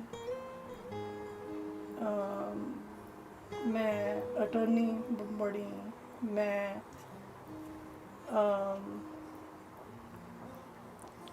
ਫਿਲਮ ਮੇਕਰ ਪੜ੍ਹਾਈ ਕੀਤੀ, PhD ਟ੍ਰੇਨਿੰਗ ਕੀਤੀ। ਕੀਤੀ, PhD, ਮੈਂ ਐਂਥਰੋਪੋਲੋਜੀ ਕੀਤੀ। ਇਹ ਮੇਰਾ ਨਹੀਂ ਹੈ, ਇਹ ਮੇਰਾ ਜੀਨਸ ਹੈ, ਇਹ ਜੈਨੇਟਿਕ ਫਾਰਮ ਹੈ। ਐਂਡ ਜਦੋਂ ਮੈਂ ਫਲਾਈਂਗ ਕਰ ਰਹੀ ਸੀ, ਉਹ ਮੈਂ ਐਡਵੈਂਚਰ ਸੀ, ਜੋ ਫਲਾਈਂਗ ਮੈਂ ਬੋਰ ਹੋ ਚੁੱਕੀ ਸੀ। ਫਿਰ ਮੈਂ ਕਿਹਾ ਕੀ ਕਰਾਂ, ਫਿਰ ਮੈਂ ਕਿਹਾ ਮੈਂ ਅਟਰਨੀ ਬਣਨਾ। ਫਿਰ ਮੈਂ ਅਟਰਨੀ ਐਡਵੋਕੇਟ, ਐਂਡ ਮੈਂ 9 ਸਾਲ ਪ੍ਰੈਕਟਿਸ ਕੀਤੀ। ਫਿਰ ਮੈਂ ਉਹਦੇ ਵਿੱਚੋਂ ਬੋਰ ਹੋ ਗਈ ਸੀ। ਫਿਰ ਮੈਂ ਕਿਹਾ ਕੀ ਕਰਾਂ, ਫਿਰ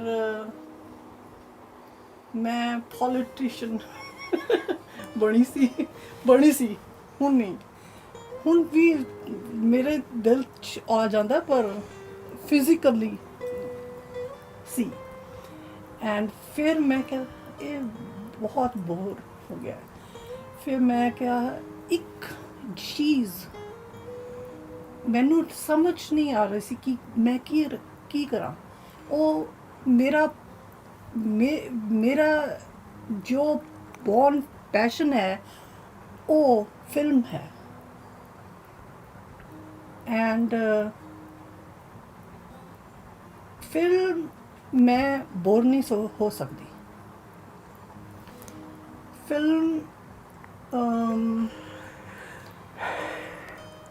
ਮੈਂ 18 ਸਾਲ ਰਹੀ ਹਾਂ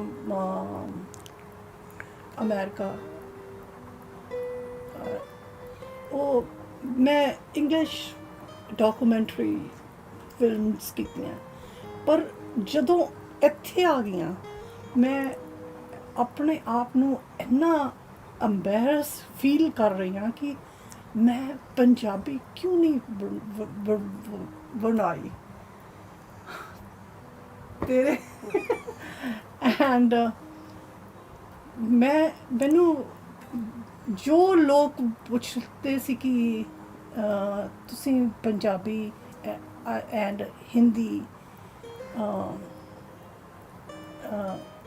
ਤੁਸੀਂ ਫਿਲਮਾਂ ਬਣਾਈਆਂ, ਮੈਂ ਕਿਹਾ ਸੀ ਨਹੀਂ।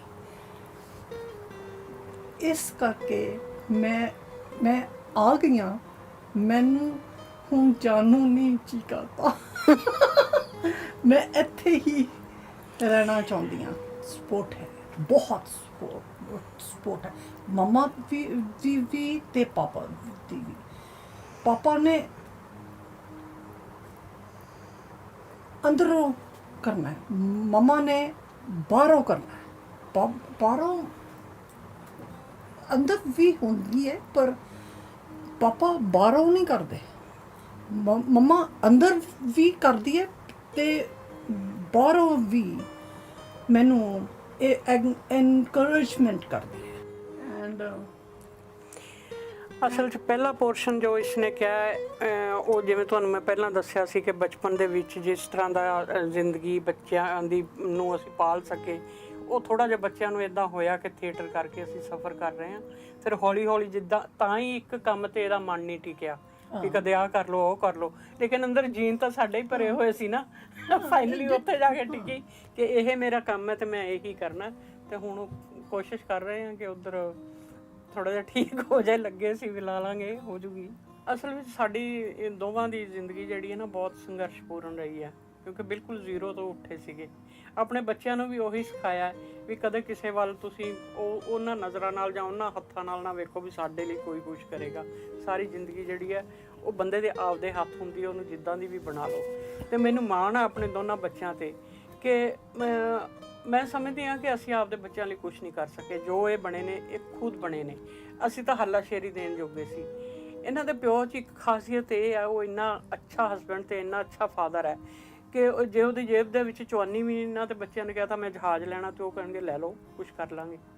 ਸੋ ਉਹਨਾਂ ਦਾ ਇੱਦਾਂ ਦਾ ਹੌਸਲਾ ਅਤੇ ਉਹਨਾਂ ਦੀ ਇੱਦਾਂ ਦੀ ਪੁਸ਼ ਤੇ ਮੇਰੇ ਵਰਗੇ ਦਾ ਤਾਂ ਜਿੱਥੇ ਵੀ ਜੇ ਕੁੱਟਣਾ ਕੱਟਣਾ ਕਿਸੇ ਨੂੰ ਜਾਂ ਕੋਈ ਇਸ ਤਰ੍ਹਾਂ ਦੀ ਗੱਲ ਹੈ ਜਾਂ ਵੀ ਹੱਲਾਸ਼ੇਰੀ ਹੈ ਹਰ ਵੇਲੇ ਦਿਓ ਜਾਂ ਦੁੱਖ ਤਕਲੀਫ ਆ ਉਸ ਘੜੀ ਤੇ ਉਹਨਾਂ ਦਾ ਦਿਲ ਬਹੁਤ ਛੋਟਾ ਹੈ, ਉਹ ਨਹੀਂ ਖੜ ਸਕਦੇ। ਜਿਵੇਂ ਬਿਮਾਰ ਹੋਈ 2-3 ਵਾਰੀ ਬੁਰੀ ਤਰ੍ਹਾਂ ਤੇ ਨਹੀਂ ਉਹਨਾਂ ਤੋਂ ਬਰਦਾਸ਼ਤ ਨਹੀਂ ਹੁੰਦਾ, ਉਹ ਸਾਹਮਣੇ ਵੀ ਨਹੀਂ ਜਾਂਦੇ। ਅਸੀਂ ਤਾਂ ਹੱਥ ਜੋੜ ਕੇ ਹਸਪੀਟਲ ਤੋਂ ਵੀ ਉਹਨਾਂ ਨੂੰ ਕਹਿੰਦੇ ਤੁਸੀਂ ਤਾਂ ਸਭ ਤੋਂ ਵੀ ਦੂਰ ਹੀ ਚਲੇ ਜਾਓ। ਤੇ ਮੇਰੇ 'ਚ ਉਨੀ ਕੁ ਤਾਕਤ ਇੱਕ 'ਚ ਬੰਦੇ 'ਚ ਦੇ ਹੀ ਦਿੰਦਾ ਰੱਬ, ਮੇਰੇ 'ਚ ਦਿੱਤੀ ਹੋਈ ਆ ਕਿ ਮੈਂ ਹਰ ਜਿਹੜੇ ਇਸ ਤਰ੍ਹਾਂ ਦੇ ਔਖੇ ਸਮੇਂ ਹੁੰਦੇ ਨੇ ਉਹਨਾਂ ਦੇ ਵੇਲੇ ਵੀ ਬੜੇ ਆਪਣੇ ਆਪ ਨੂੰ ਕਾਬੂ ਕਰਕੇ ਆਪਣੇ ਤੇ ਕਾਬੂ ਪਾ ਕੇ ਮੈਂ ਉਹਨਾਂ ਸਮਿਆਂ ਦੇ ਵਿੱਚ ਹੀ ਖੜੀ ਹੋ ਜਾਂਦੀ ਹਾਂ। ਲੇਕਿਨ ਮੈਨੂੰ ਮੇਰੇ ਜਿਹੜੇ ਦੋਵੇਂ ਬੱਚੇ ਆ ਮੈਂ ਸਮਝਦੀ ਹਾਂ ਕਿ ਉਹ ਆਪਣੇ ਪੈਰਾਂ ਦੇ ਉੱਤੇ ਆਪ ਖੜੇ ਹੋਏ ਆ। ਅਸੀਂ ਉਹਨਾਂ ਲਈ ਜੋ ਮਾਂ-ਬਾਪ ਨੂੰ ਇੱਕ ਨੂੰ ਕਰਨਾ ਚਾਹੀਦਾ ਸਹੀ ਮੈਨਿਆਂ 'ਚ ਸਹੀ ਤਰੀਕੇ ਨਾਲ, ਨਾ ਸਾਨੂੰ ਉਦੋਂ ਸਮਝ ਸੀ ਕਿ ਕਿਸ ਤਰ੍ਹਾਂ ਕਰਨਾ ਚਾਹੀਦਾ, ਨਾ ਸਾਡੇ ਕੋਲ ਉਸ ਵੇਲੇ ਸੋਰਸ ਸੀ ਕਿ ਅਸੀਂ ਕੀਤੇ। ਤੇ ਮੈਨੂੰ ਬੜਾ ਮਾਣ ਆ ਆਪਣੇ ਦੋਨਾਂ ਬੱਚਿਆਂ ਤੇ। ਮੇਰਾ ਬੇਟਾ ਜਿਹੜਾ ਪੁਲਿਸ ਆਫਿਸਰ ਹੈ USA ਦੇ ਵਿੱਚ, ਇਹ ਵੀ ਯੂਨੀਵਰਸਿਟੀ 'ਚ ਪੜ੍ਹਾਉਂਦੀ ਰਹੀ ਹੈ, ਫਿਲਮ ਆਪ ਵੀ ਕੀਤਾ, ਪੜ੍ਹੀ ਵੀ ਹੈ, ਇੰਨਾ ਕੁਛ ਕੀਤਾ ਇਹਨੇ। ਤੇ ਇਹਨੂੰ ਮੈਂ ਇਹੀ ਕਹਿੰਦੀ ਵੀ ਜਦ ਇੰਨੀਆਂ ਸਮੇਂ ਉਹਨਾਂ ਦੇ ਵਿੱਚੋਂ ਨਿਕਲ ਕੇ ਇੱਥੋਂ ਪਹੁੰਚ ਗਈਆਂ, 3 ਹਾਰਟ ਦੀਆਂ ਸਰਜਰੀਜ਼ ਹੋਈਆਂ ਇਹਦੀਆਂ, ਓਪਨ ਹਾਰਟ, ਤੇ ਉਹਦੇ ਵਿੱਚੋਂ ਨਿਕਲ ਕੇ ਜੇ ਆ ਤਾਂ ਹੁਣ ਛੋਟੀ ਜਿਹੀ ਗੱਲ ਹੈ। ਜਦ ਦਿਮਾਗ ਚੱਲਦਾ ਹੈ, ਜੇ ਨਹੀਂ ਵੀ ਬੋਲਦੀ, ਗੂੰਗੇ ਬੋਲੇ ਵੀ ਤਾਂ ਕੰਮ ਕਰਦੇ ਨੇ। ਮੈਂ ਕਹਿੰਦੀ ਇਹਨੂੰ ਕੈਮਰਾ ਫੜ, ਕੰਮ ਕਰ, ਤੇਰਾ ਕੈਮਰਾ ਬੋਲੂਗਾ, ਤੂੰ ਨਹੀਂ ਬੋਲਦੀ ਤਾਂ। ਸੋ ਇਸੇ ਕਰਕੇ ਤੁਹਾਨੂੰ ਸਾਰਿਆਂ ਨੂੰ, ਹਰਪ੍ਰੀਤ ਨੂੰ ਮੈਂ ਕਿਹਾ ਤੂੰ ਆਈ ਸਪੈਸ਼ਲ, ਥੈਂਕ ਯੂ ਹਰਪ੍ਰੀਤ ਤੇਰਾ ਵੀ ਤੂੰ ਆਇਆ ਤੇ ਇਹਦੇ ਨਾਲ ਗੱਲਬਾਤ ਕੀਤੀ ਆ ਤੇ 2-4 ਲਾਉਣੀਆਂ ਸੀ ਕੰਨ ਤੇ। ਬੋਲ ਰਹੀ ਸੀ, ਮੈਂ ਬੋਲ ਰਹੀ ਸੀ ਆਹੋ, ਪਰ ਇਹ ਹਰ ਵੇਲੇ ਕਹਿੰਦੀ ਰਹਿੰਦੀ ਮੈਨੂੰ ਬੋਲਣਾ ਨਹੀਂ ਆਉਂਦਾ, ਮੈਨੂੰ ਬੋਲਣਾ ਨਹੀਂ ਆਉਂਦਾ। ਤੇ ਮੈਨੂੰ 6 ਮਹੀਨੇ ਬਾਅਦ ਤੁਸੀਂ ਦੇਖਿਓ ਆ ਕੇ ਇਹਨੇ ਕਿੰਨਾ ਬੋਲਣਾ, ਤੁਹਾਨੂੰ ਬੋਲਣ ਨਹੀਂ ਦੇਣਾ ਇਹਨੇ। ਬੋਲਣ ਤਾਂ ਵੈਸੇ ਅੱਜ ਵੀ ਨਹੀਂ ਦਿੱਤਾ, ਭਾਵੇਂ ਜਿਵੇਂ ਵੀ ਬੋਲੀ ਹੈ, ਭਾਵੇਂ ਮੁੱਕਰੀ ਜਾਵੇ। ਤੇ 6 ਮਹੀਨੇ ਤੋਂ ਪਹਿਲਾਂ ਮੈਂ ਗੱਲ ਬਾਤ ਕਰਨੀ ਸ਼ੁਰੂ ਕੀਤੀ ਹੈ। ਫਿਰ ਚਲੋ ਕੋਈ ਨਹੀਂ, ਹੁਣ ਤਾਂ ਬਹੁਤ ਕਰਾਂਗੀ। ਤੇ ਚੱਲ ਮੈਂ ਹੁਣ 2 ਲਾਈਨਾਂ ਹਰਪ੍ਰੀਤ ਕਹੀ ਜਾਂਦਾ, ਮੈਂ ਸੁਣਾ ਦਿੰਦੀ ਹਾਂ ਜਿਹੜੀਆਂ ਮੈਨੂੰ ਯਾਦ। ਮਾਏ ਮੇਰੀ ਏ ਮਹਿਲਾਂ ਦੀ ਏ ਰਾਣੀ ਏ ਨੀ, ਸਾਡੇ ਬਾਬਲ ਨੇ ਦਿੱਤਾ ਸਾਨੂੰ। ਦੂਰ ਨੀ ਲੰਮੇ ਪੈਂਡੇ ਤੇ ਹੋਈ ਮਜਬੂਰ ਨੀ, ਦਰਿਆਵਾਂ ਨੂੰ ਲੱਗ ਜਾਣ ਬੰਨ ਨੀ, ਮਾਵਾਂ ਮਿਲਦੀਆਂ ਤੇ ਪੈ ਜਾਏ ਠੰਡ ਨੀ, ਵੀਰੇ ਮਿਲਦੇ ਤੇ ਚੜ ਜਾਣ ਚੰਦ ਨੀ, ਕਾਨੂੰ ਦਿੱਤੜੀ ਉਦੂਰੇ। ਮਾਏ ਮੇਰੀ ਏ ਨੀ ਡਾਡੇ ਪਾਏ ਨੀ ਵਿਛੋੜੇ।